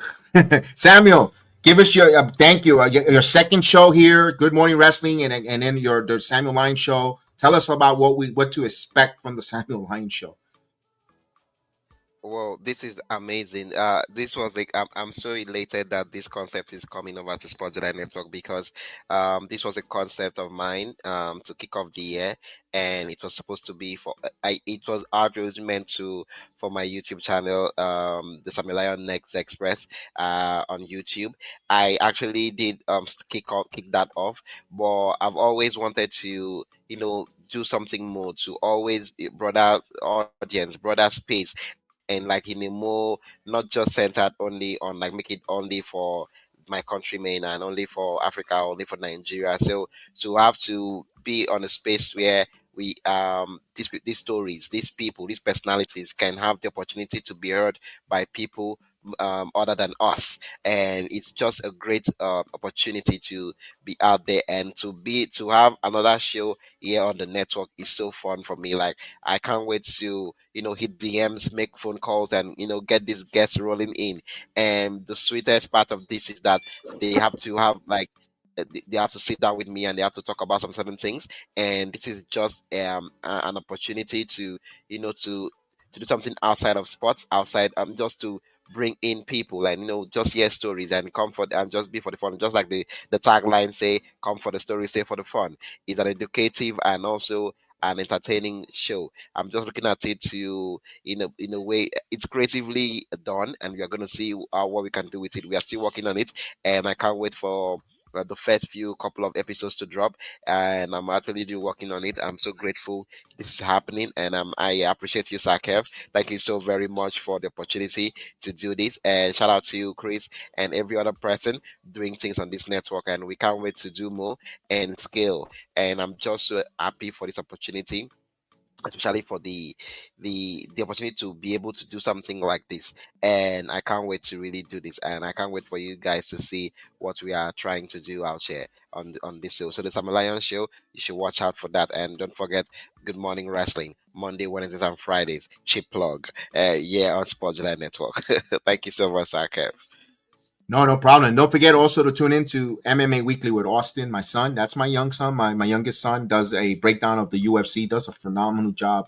He'll tell you from all different types of his perspective of fight angles, fight matches, who's on the card, who's up and coming, rising, his predictions, his thoughts, his uncensored, unfiltered thoughts, the way, it should be. Speak your mind, not just the masses, or, be you. And that's what he does. He talks about the MMA world, the MMA fight, an encyclopedia of knowledge when it comes to the MMA game, knowing what training camps these fighters are in. Talk you a little bit about some UFC, some pride, some one fighting. The kid is well versed in the UFC, in the world of MMA fight and combat sports. Give him an opportunity, shout him out, take a look, follow him with his videos there, and of course his thoughts. And he'll be on there for that UFC 314. Does a great job. And again, without Austin helping myself and Chef Dan launch this channel to close to 20,000 subscribers, with his knowledge of the UFC, really help us put us on the map. Can't go unsung and unspoken about. Helped us done that with our interview with MMA, with Bellator MMA heavyweight. Was awesome with Billy, and it was just a good job there. They really did a good job. Billy Swanson had a good, we interviewed him on our first interviews. We were raw. We were, I think, just 1,000 subscribers in, and Billy Swanson gave us an interview, and they killed it, knocked it out of the park. And I go, yeah, this is an MMA based channel with him, and Chef Dan and Austin just continues to excel in the MMA world. And that's nothing. We have another talented son when it comes to the MMA world. He's right now doing things with school, but if they were to go on it, they'll be like a mega powers of MMA podcasting. But oh my God, the conversations that they have about the MMA world while we're either having dinner or when they're conversating, I'm like, this should be on a freaking podcast, because they break things down. It's like, whoa. But that's on that. I just wanted to give them that mention, that shout out, do a phenomenal job. But with that said, thank you guys for joining us this Saturday morning or Saturday brunch hour. Don't forget that we got a lot of shows. We are looking for those talented ladies. Please, we're willing to do it. We want to hear your voice. Don't get upset and say, this is a chauvinistic platform. Not this one, but in the YouTube space or podcasting world. At least myself, we want to have your voice amplified. 20,000 subscribers amplified or more. Yes, but it's somewhere. We want to give you that platform. I want to give you that soapbox. I want to hear your thoughts. I want to hear, what do you think? Let us know where you're wrong. But, like tonight this afternoon, we had a different perspective on creative. Heather Wright has some great creative perspectives that, I didn't thought about it. Good. I want to hear that. I want to talk that. I want to amplify it to X, to YouTube, to Rumba, to all the platforms on audio, and let's grow. Let's grow this, because we want to at least know the wrestling community. Yeah, we may not be taking the bumps, but we're the ones that pay and invest our time to make you guys rich and make you guys live those comfortable lives. When you says, how do you know? You don't know shit. You never took a bump. That gets thrown a lot to our wrestling fans. Yeah, but we're the ones that dictate what you're going to make and take home and invest in that product. Buy that T-shirt, buy that pay-per-view, buy that action figure, pay the $200 or the $500 to meet you for 20 seconds. We're the ones that will pay that. And you know what? We want our voices to be heard as well. So that's why we have there. So with that said, have a great Saturday afternoon. We enjoyed everyone that came for the ride. Thank you for the likes, all the subscribers, all the followers. We appreciate you guys. And of course, like we always say, may the sports be with you. Remember, get over in life. Don't get pinned by the outcomes. Always get over. Kick out at 2. And always live for another day. Always, live the gimmick. So we'll see you next time here on the Sports Jedi Network. Heal the Ring podcast. Good afternoon, guys.